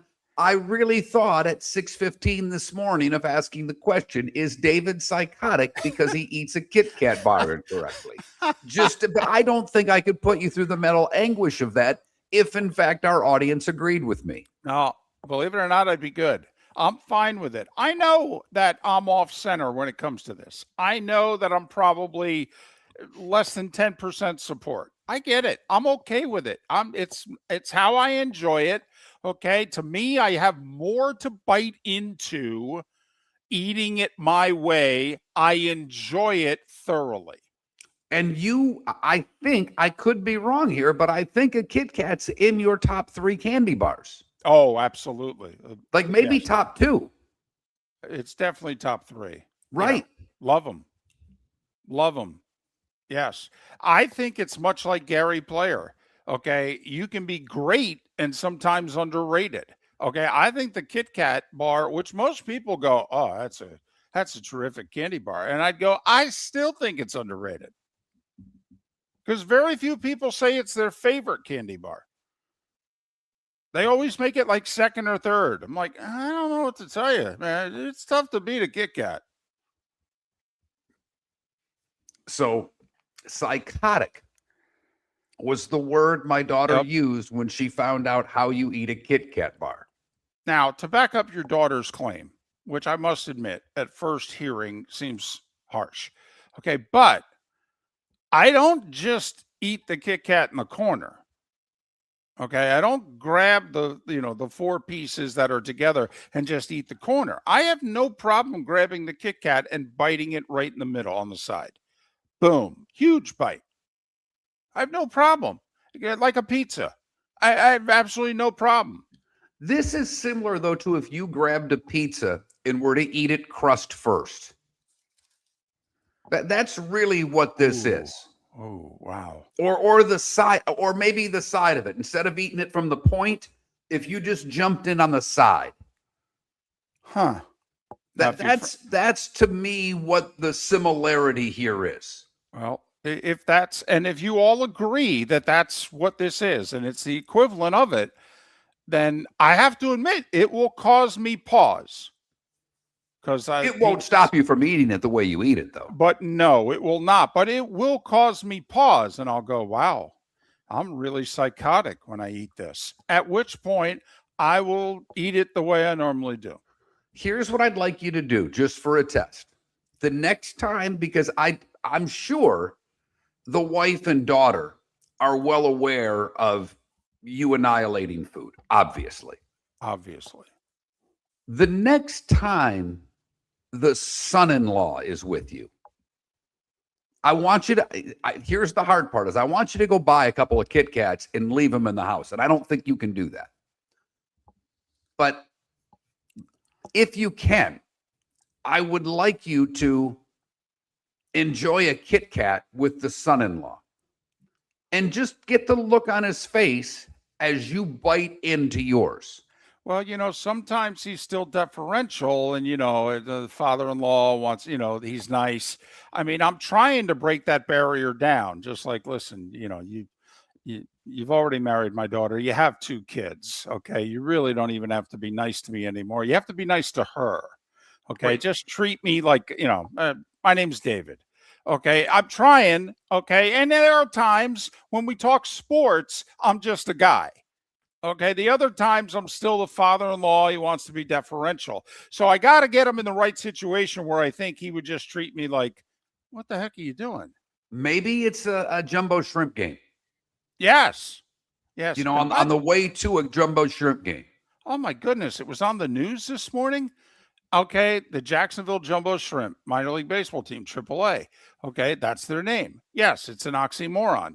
I think it's spectacular. I believe you think it's spectacular. I do. Okay, my wife went crazy this morning. She heard it for the first time. She goes, "What is that?" And we went through the whole thing. And she goes, "Well, that's just ridiculous." Blah, blah, blah. I go, "It's a minor league baseball team. They're trying to sell merchandise. Okay, a big shrimp. Okay, on a hat or a shirt. Lighten up." She thinks the name's ridiculous? Ridiculous. Preposterous, I believe, was the word she used. Holy cow. I wonder what she thinks about the team in Huntsville there, the Trash Pandas. Don't know if she's aware of it. You know what I may do tonight at dinner? I may just have about 30 minor league team names and just go through them and say, jumbo shrimp makes sense in Jacksonville. Right. Mighty mussels in Southwest Florida makes no sense. None. Honey, how about making whoopee? What do you think? I know it's not a Saturday night. I'm just talking about the name of the team. You beat me to it. Your roof is your home's first line of defense. At Pelican Roofing of Florida, Ronnie John and their team bring years of experience to protect what matters most, your family and your business. From residential repairs to large-scale commercial roofing, we deliver honest work, fair pricing, and quality you can trust. An upgrade on your roof can lower your insurance costs. Don't wait for a leak to turn into a disaster. Call the experts at Pelican Roofing today. 1-866-9-PELICAN. That's 1-866-9-PELICAN. Online at pelicanroofingcompany.com. CCC 1332512. Let's talk the big differences between Floor Meisters and the big box store that sells flooring. Floor Meisters is family owned. They do flooring, not doors, nuts and bolts, or weed killer. They specialize in it. They know it. Floor Meisters backs their installer. So if there's ever an issue, good chance the boss, TJ, will come out and make it right. Floor Meisters prices beat the box stores every day of the week. When you think flooring, think Floor Meisters in Naples. Floormeisters.com. Real people, real prices, real quality selection. The Floor Meisters, just keeping it real. American Paint Supplies is your one-stop shop for all your coating needs and has been for 30 years. American Paint Supplies is also your #1 Festool dealer in Southwest Florida. If you are a builder, cabinet maker, painter, or power tool enthusiast, Festool craftsmanship can be found at American Paint Supplies. Celebrating 30 years of service, and Festool is celebrating 100 years of excellence. Come to American Paint Supply for a perfect pairing of service and expertise on 6100 Shirley Street, Naples, off of Pine Ridge, or online at AmericanPaintSupplies.net. Mark Miller for Sleep Treatment Direct. They are helping me with sleep apnea. And by helping me, I mean curing me. No more CPAP machine, no more snoring, no more tossing, no more waking up exhausted. Their expert team got me the right treatment, fast and hassle-free. If you want to feel energized and get rid of your snoring, call Sleep Treatment Direct today. 444-1741. That's 239-444-1741. Sleep Treatment Direct. Sleep safe and sound. This is Miller and Moulton.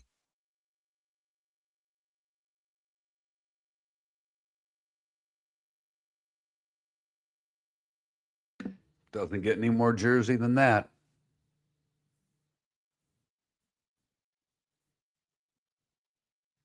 Doesn't get any more Jersey than that, David. Robes, I know you put it in the chat room, but I'm shocked Ben Jacobson left Northern Iowa for Utah State. I mean, it's what, the Mountain West, half of which is joining the Pac-12. I mean, he's been in Northern Iowa 20 years. Kind of surprised by that one. Must be just a ton more money.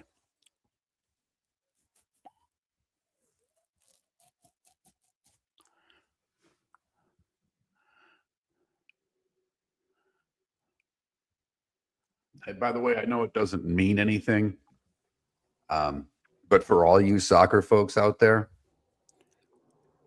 How'd we do in that friendly? Oh my goodness. What By happened? the way, We're up- just curious. How'd we do in that friendly? Belgium, was it? We're A up soccer one. nation?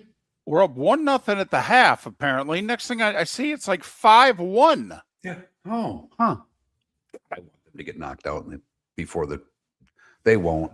They'll get through group. They have to. It's a bad group. But if they got upset by somebody, I'd crack up. If they didn't make it out of this group, Mark. Oh, I know. I don't know if in this country, I don't know if PR wise it would be recoverable. Well, I will say there are a lot. I mean, there are just so many kids playing soccer in this country. But I don't know how we could take the U.S. men's national team seriously. Oh, I don't take them seriously now. You don't. Okay. Not everything's about you or me. But you know that, I mean, there are networks that take the U.S. men's national team seriously. They've invested in covering it. I don't know how they can if this team completely flops. So in 2018 or whatever year it was, we don't make it. And then 2 World Cups later, we don't get out of group when it's in the States. Oh my God. I don't think it'd recover. It's a great name for a mascot, Michael. It really is. What else would you name the jumbo shrimp mascot? Prawn maybe, but I like Scampi better. Boy, that's really good. I've never been. I gotta go. That's on you. Totally. That's on me. AAA too now? Yeah, yeah. That's really on you. Totally. I got to look up those minor league pitchers. Where is West Florida in Pensacola, David? I believe so. That's what I thought. There's been a lot of rumors about West Florida. By the way, Nova Southeastern got upset in like the quarters of the basketball tournament. Yeah. That was sarcasm, David. I know, but I went with it anyway. As I was answering it, I'm like, oh, he's busting my chops. I was too deep into the answer. It was like, oh, blank. Gotcha. I feel pretty good about it too. He's making fun of me. Yeah,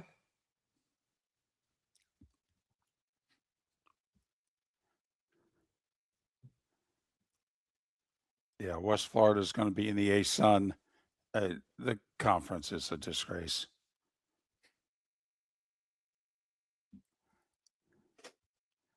Yeah, it is. It's in Pensacola.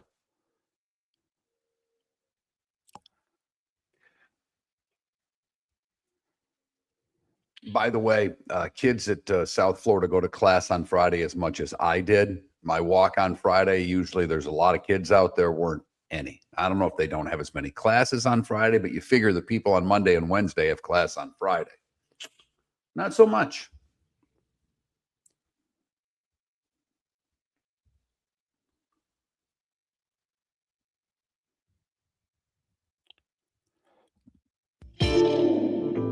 Welcome to the bonus hour, brought to you by Jason and Todd at the Diamond District. And now, here's Mark Miller and David Moulton. 22 minutes till the top of the hour, and that's it. We're done at the top of the hour. Miller and Moulton, millerandmoulton.com, Miller_Moulton on X, his final Monday of March. 2 quick blurbs, as my mom likes to say. Ben Jacobson, 20 years, head coach, basketball in Northern Iowa, leaving for Utah State. Is Utah State in the new Pac whatever? I didn't think so. I thought they were just in the Mountain West. I did too. But right. No, they've improved in everything. So there's obviously some money coming into that school because their basketball team's been really good. Their football team's been better. So they are investing money there. Right. So, but that's interesting. After 20 years at Northern Iowa, that they got him to leave. And I'm guessing it's for what you just brought up, money.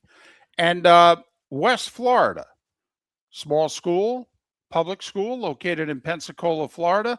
They're made it official. There's been rumors about them for a long time. Okay, they're going from D2 to D1, and they're joining the ASUN Conference.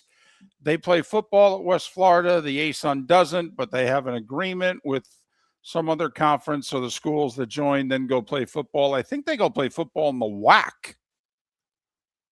So, but anyway, West Florida will be joining the ASUN, and there'll be another one of those schools, Mark, who will be playing in the conference tournament and will be ineligible to play in the NCAA tournament.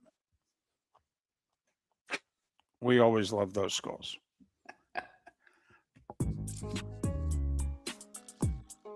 It's that time again, nearing the end, but not quite there yet. Here's Mark Miller with Today Was the Day When. Not a lot today. Pretty boring day. Okay. Just for what it's worth. I mean, there's some big things, but a pretty boring day. All right. We start 1867. Big purchase. $7.2 million. The U.S. buys Alaska from Russia. About 2 cents an acre for what it's worth. Yeah. Arguably the best deal we ever made. Oh, there's no doubt. Bigger than the Louisiana Purchase. Yeah. Although that was a steal, too. France was broke, needed the money. Yep. We took advantage of them, no doubt about it. They've been taking advantage of us for every other thing for, 1870. The 15th Amendment is adopted, guaranteeing the right to vote regardless of race.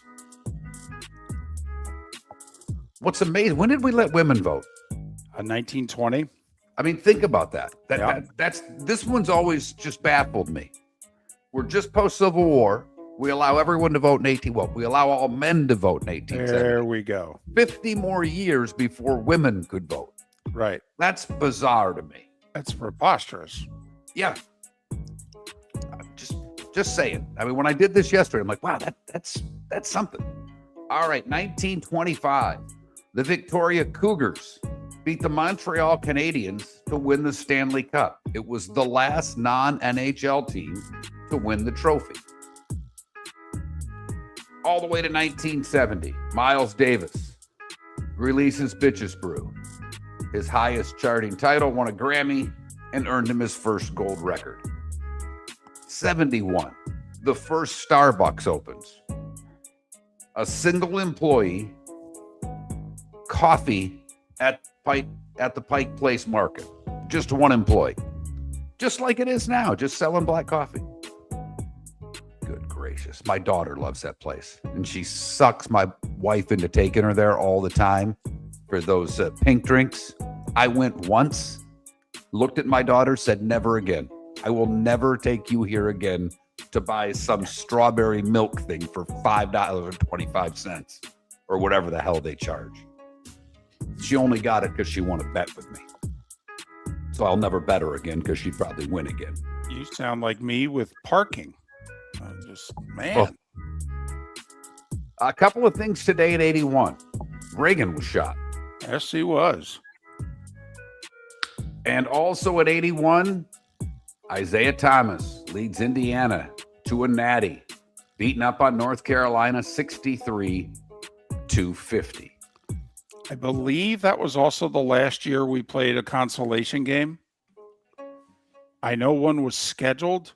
I don't know with the president getting shot if they played it, but I thought 81 was the last year that we had a, quote, third place game in the national tournament. A few things here, not getting political. First off, Reagan was 70. He got shot in the lung. He walked into the hospital. Okay. I don't know. I find that pretty impressive. Nancy Reagan met him at the hospital. She's worried, obviously. And he goes, sorry, honey, I forgot to duck. Then they finally get him on a stretcher. They're taking him in for surgery. And he goes, please tell me none of you are Democrats. I mean, his approval ratings were not good. Okay. He was doing massive changes. His first 10 weeks in office, the whole deal, his approval ratings were bad. These details started coming out after the assassination, his approval ratings went to like 80%. What I remember most about it, because I'm obviously really young, but I remember that, or that's when I learned about the whole every 20 years, whether it was assassination or death, and like no president elected in 00, 20, 40, 60, or 80 ever survived their term. Right. Going back That's when to, I think, first learned Lincoln. that. Right. Yeah. So that's just what I remember. Vincent van Gogh and Peter Marshall would have celebrated birthdays today. Peter Marshall from David? Hollywood Squares. Circle gets the square. Thank you very much. Warren Beatty is 89. Jerry Lucas, 86. Slowhand, Eric Clapton's 81. MC Hammer is 64. Lion Great Lomas Brown is 63. Singer Tracy Chapman, 62. Celine Dion is 58. Nora Jones, what a great voice. She's 47. Richard Sermon is 38. Chris Sale, 37. And Alex Bregman is 32. What did I miss, David? Nothing. And Sale looked really good in the opener. Yes, he did. Okay, I'm telling you, he's still a 1. He's still a 1. He's not as durable as he used to be. He's got to pitch with 5 days off more times than not. Okay, but he'll give you 28 to 30 starts a year in a good year. And I'm telling you, when he pitches, he's still a 1. Let's hope he can give them 25. And I'm not even being a smart aleck. No. Okay. Give them 25 starts, and they are pleased as punch, if you know what I mean. Yeah. 28, they jump up and down. Yeah, and they need it desperately with all their pitching injuries. Time to see life a little bit differently. Here's Mark Miller with the good, the bad, and the ugly. What you got, Mark? We go to San Carlos Park in Southwest Florida for the good today, where the firefighters in San Carlos Park had to get creative to save some kittens. Apparently, they were in a culvert and they couldn't get out, so they made what they called a kitten water slide. They used the hose, put a little pressure, kitten shot out, picked up by some people, and they were given to the Guardians of Florida, where you can adopt them if you so choose.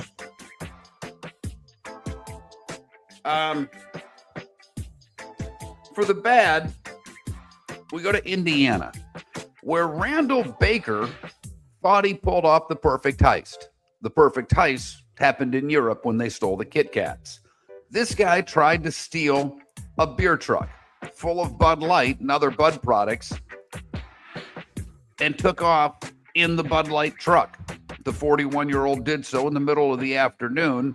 He was heading westbound on a nearby road when police tried to pull him over.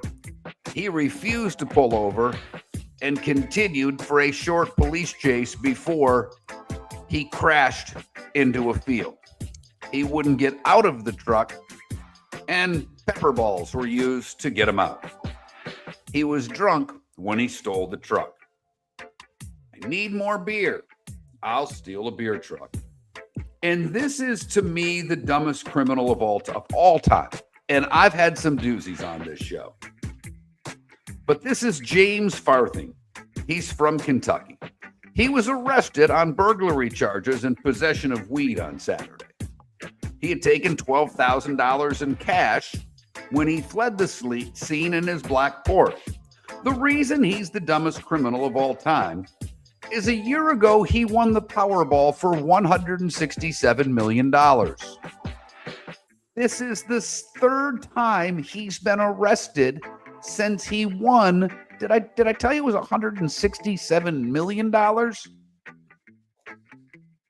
He was arrested in Florida last year. He's been arrested another time for a DUI. He's an idiot. Yes. And that is the good, the bad, and the ugly on today, March the 30th. And it's brought to you by the Cape Coral Police Department, hiring new officers, a signing bonus of up to $10,000, great salary, overtime opportunities aplenty, other jobs available. So if you're looking for a new job in the police force, look no further than capecops.com, capecops.com. Well, light sports night. I mean, obviously, we got some baseball. I mean, that's going to be the case for every day except 3 days in July. 5 undefeated teams after the first week of the season. One of them, the Marlins. And who are they playing? One of the 5 winless teams.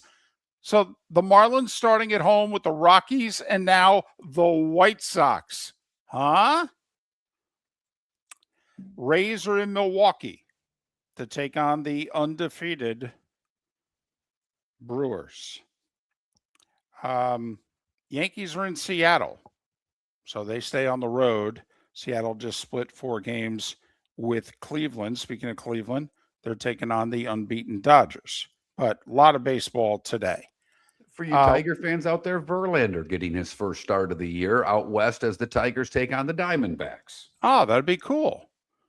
For what it's worth, a 10 o'clock start, but it's Verlander on the hill for the Tigers. Listen, I have to assume it's his last year. I'm hoping for 28 starts, and I'm hoping he pitches like he pitched the second half of last year. Because quite frankly, he does that, he'll get a dozen or so wins. Well, and not only that, if he does that, I think he'll be very tempted to pitch in 27. Of course, we're not going to have baseball in 27. That's why. Remember, the lockout in the NHL ended quite a few people's careers because once they missed a year, they couldn't come back. One of them was Mark Messier. It also started another guy's a year late. Right. Ovechkin would have a few more goals. Right. That would have been his rookie year for what it's worth. Women's Final Four, both games on ESPN, 7 and 9 o'clock. And since they're in different locations, they can start the games on time. Michigan, Texas at 7, TCU, South Carolina at 9. Texas and South Carolina are the heavy favorites. They're the 1 seeds. I was going to say South Carolina double digits. I don't have it in front of me. They got to be a double digit favorite. Because Texas is a 9.5 point favorite. And I believe South Carolina is 13.5. Right. And so we could have 4 1s again in the women's Final Four. Boy, that never happens. 8 games in the association. I don't understand the whole NBC cable Peacock schedule, what games are on, because they list a game at 7, Sixers Heat. They list a game at 8, Bulls Spurs, and they list a game at 9:30, Pistons Oklahoma City. Could that be an NBA Finals preview? I'm not being sarcastic. They are the 2-1 seeds. I understand. I have trouble seeing Detroit getting through Boston or Cleveland. I really do. We know that they own the Knicks. If they play the Knicks, that's not a problem. Done. But the rest of it, that's a little different. Speaking of Boston, they play Atlanta. I think it's like the 3rd time in a week they're playing the Hawks. This time they're doing it in Atlanta. 5 games in the NHL. Biggest one I could argue is Penguins Islanders. I don't think there's any doubt there. It is the biggest one. New coach for Vegas, Torts behind the bench. They play Vancouver. They are -400. I know. They can't do that to us. We always bet the new coach in the first game, but they're playing the worst team in the league, and they're playing at home. Do you just go the other way because the odds are so damn good? But Vancouver's done. They don't care. You can get Vancouver in like +290, I think. Right. Mark, I'm tempted because all these games seemingly go to overtime or a shootout. So what the heck? I don't know. That's a little tough for me. I know. Because Vancouver's got something to play for now. I mean, not Vancouver, Vegas, that is. I know. They were in first place forever. I don't think they can get to first. They're 6 points back, but they could get to second place, and that means home ice against Edmonton in the first round. Yeah, although they've just lost 3 in a row, and it'll just be interesting how they handle Torts. Who's just short-term fine. Yeah, just come in, tell them how much they suck, and scream and yell at them. And short-term, it might work. Miller and Moulton. Pat Kerwin, if he wants to tomorrow. That's all we're telling you. Probably not, though, because he's going to be in Arizona. Right. At the owners' meeting. So definitely be on Friday. Enjoy the rest of your Monday. Enjoy the baseball. There's not a whole hell of a lot else to watch. Have a great day. Mark Miller for Sleep Treatment Direct. They are helping me with sleep apnea. And by helping me, I mean curing me. No more CPAP machine. No more snoring. No more tossing. No more waking up exhausted. Their expert team got me the right treatment, fast and hassle-free. If you want to feel energized and get rid of your snoring, call Sleep Treatment Direct today. 444-1741. That's 239-444-1741. Sleep Treatment Direct. Sleep safe and sound. Let's talk the big differences between Floormeisters and the big box store that sells flooring. Floormeisters is family owned. They do flooring, not doors, nuts and bolts, or weed killer. They specialize in it. They know it. Floormeisters backs their installer, so if there's ever an issue, good chance the boss, TJ, will come out and make it right.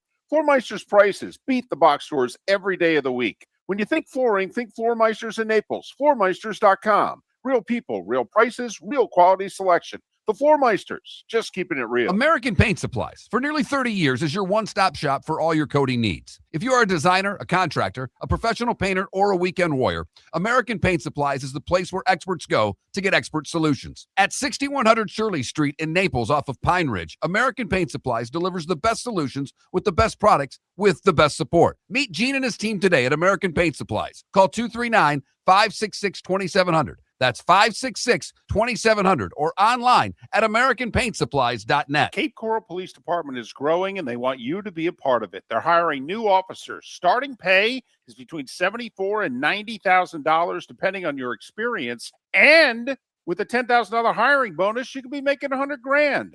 Enjoy paid holidays, off-duty details, plenty of OT opportunities. They're also hiring dispatchers and professional staff. So go to CapeCops.com. CapeCops.com. Be brave, be best, be Cape. Your roof is your home's first line of defense. At Pelican Roofing of Florida, Ronnie John and their team bring years of experience to protect what matters most, your family and your business. From residential repairs to large-scale commercial roofing, we deliver honest work, fair pricing, and quality you can trust. An upgrade on your roof can lower your insurance costs. Don't wait for a leak to turn into a disaster. Call the experts at Pelican Roofing today. 1-866-9-PELICAN. That's 1-866-9-PELICAN. Online at PelicanRoofingCompany.com. CCC 1332512. Some rings are beautiful. The Koi rings are unforgettable. April 17th through the 19th, Koi brings their entire collection to the Diamond District. Extraordinary engagement, breathtaking wedding bands, and Koi's newest fine jewelry for spring. Here for one unforgettable weekend. The Legend of Koi, April 17th through the 19th at the Diamond District. Hablamos Español. Visit Jason and Todd at the Diamond District. This is Miller and Moulton. All right, Rick, talk to you tomorrow. You got it, fellas. Have a great day. You too.